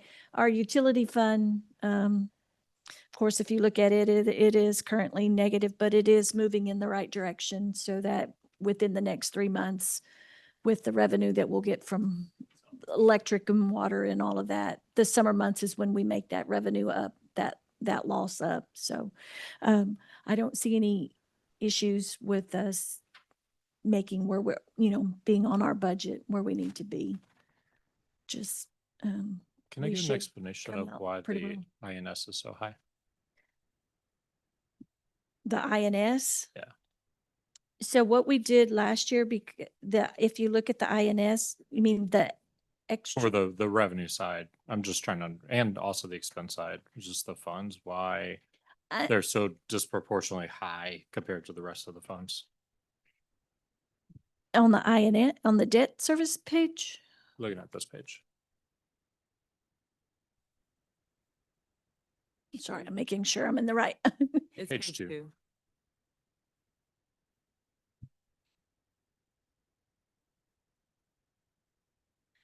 Oh, the interest in sinking fund. Well, if you go back to the debt page, you'll see it's the very last page in there is the more detail. I estimated our budget to collections to be at 906. I don't know if I was just off. I do know because of the freeze in that's why we pulling from extra reserves. So I think I might have estimated a little bit off. We're getting more and not going to have to pull from the reserves as much, but it's because of the way they calculate that number. We can use those reserves that we get because it goes straight into the INS. And so last year when we did it at the end of the prior year to 24, 25 had reserves. And so when I did the calculation this year, which is one of the numbers that I will have to give to the county when we do that, we can use those reserve numbers to keep the property tax rates lower. And so that's what I did. And that's where that 300,000, you see that I didn't do revenue as high because I didn't estimate the property tax. We were using some of that reserve that we actually was collected from that freeze over 65, just because of the way it comes in from the county. Okay. And we'll probably do the same thing again this year. We'll just have to make that determination as to what that dollar amount is going to be. Our debt is a set there. So I And guess, I've just collected more. I guess it was new with the way they're doing that freeze in that and can using that I reserve. ask a question to figure out if I'm understanding it right? And I'm going to try to explain because it's very hard to explain. And if you can't, then I'll And try to maybe it's figure it something we out. can go over in the budget workshop, have a workshop on it, but So we put money in the reserve and that money sits in the Well- INS? well, when they do the freeze, when they calculate the And you're talking about the property over tax- 65 tax the rates. over 65. So people's taxes are froze. When They come in with the certified totals. There's a set number on there. They estimate what that is. There's no easy way to get, because everybody's freeze is at a different rate Mhm. based on what they were when they turned 65. Yeah. So the county, when they send me those totals, they give me that dollar amount, but there's no easy breakdown for me to know how much. So I basically have to estimate how much is coming in in reality from that. It's a really hard calculation. And last year was the first year, and I worked with Ellen Owens and them to come up with that. And I estimated, hey, we're going to use 300 of the reserve, because you can see last year we had 203,000. Yeah. So there is money. So because it was over, this year it's kind of even, and you're probably not going to have that reserve, but I will still have that calculation. Once I get those certified totals, I will work with the county and city manager, and we'll come up with that number that we say we're going to use.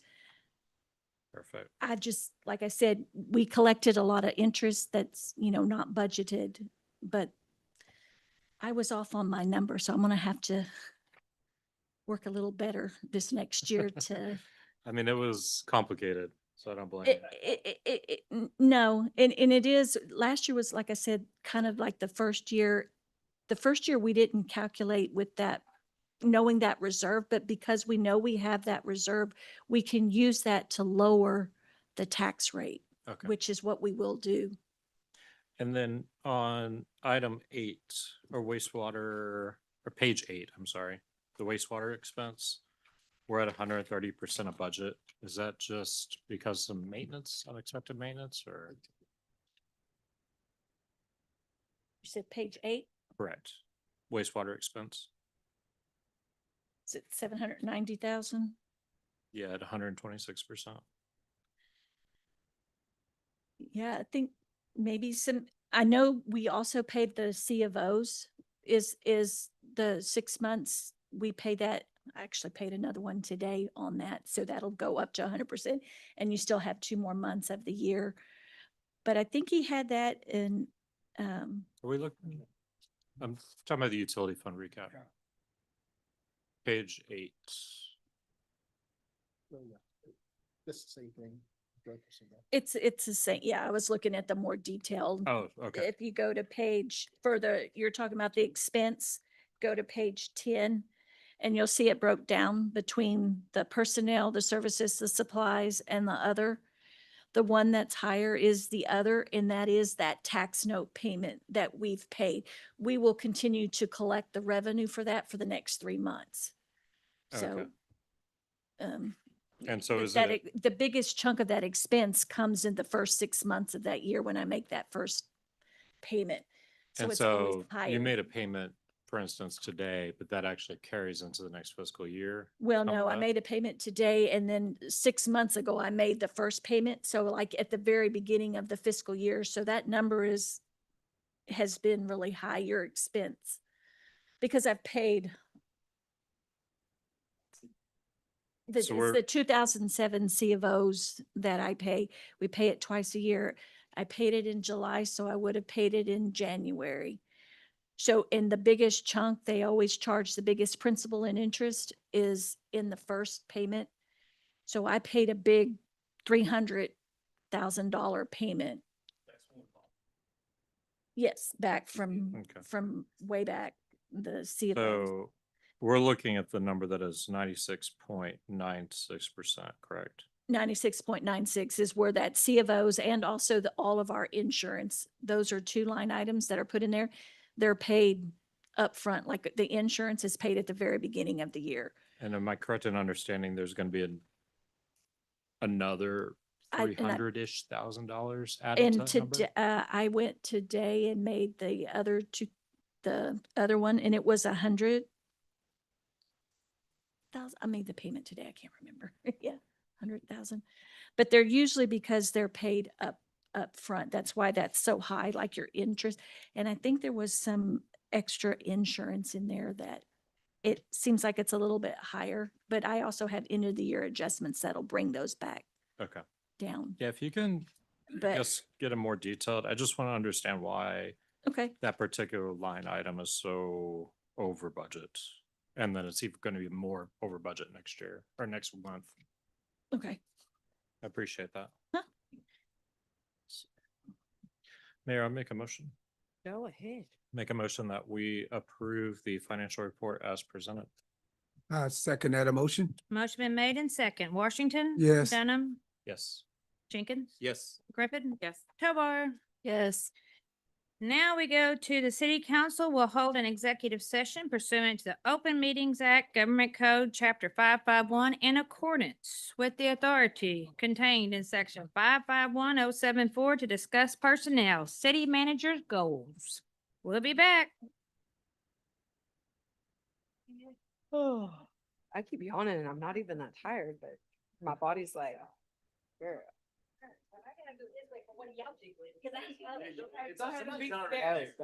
No. Nobody. No, it's like.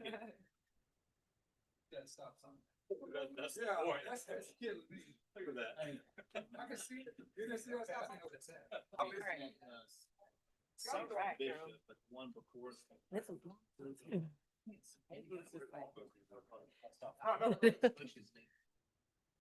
Well, a lot of that was Doug, sorry, because he has to talk to, I'll take care of it.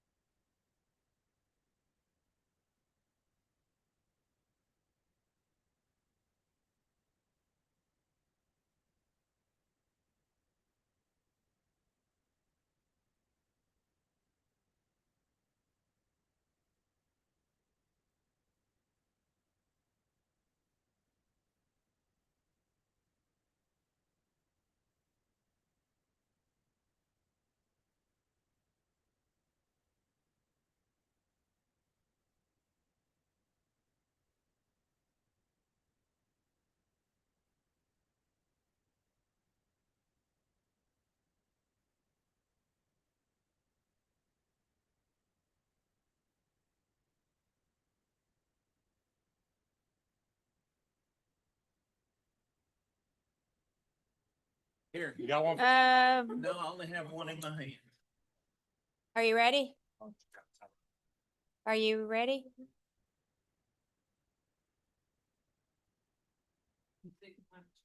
I came back at 10:50. Discussion and action on the result of the executive meeting, no action taken. The meeting is adjourned.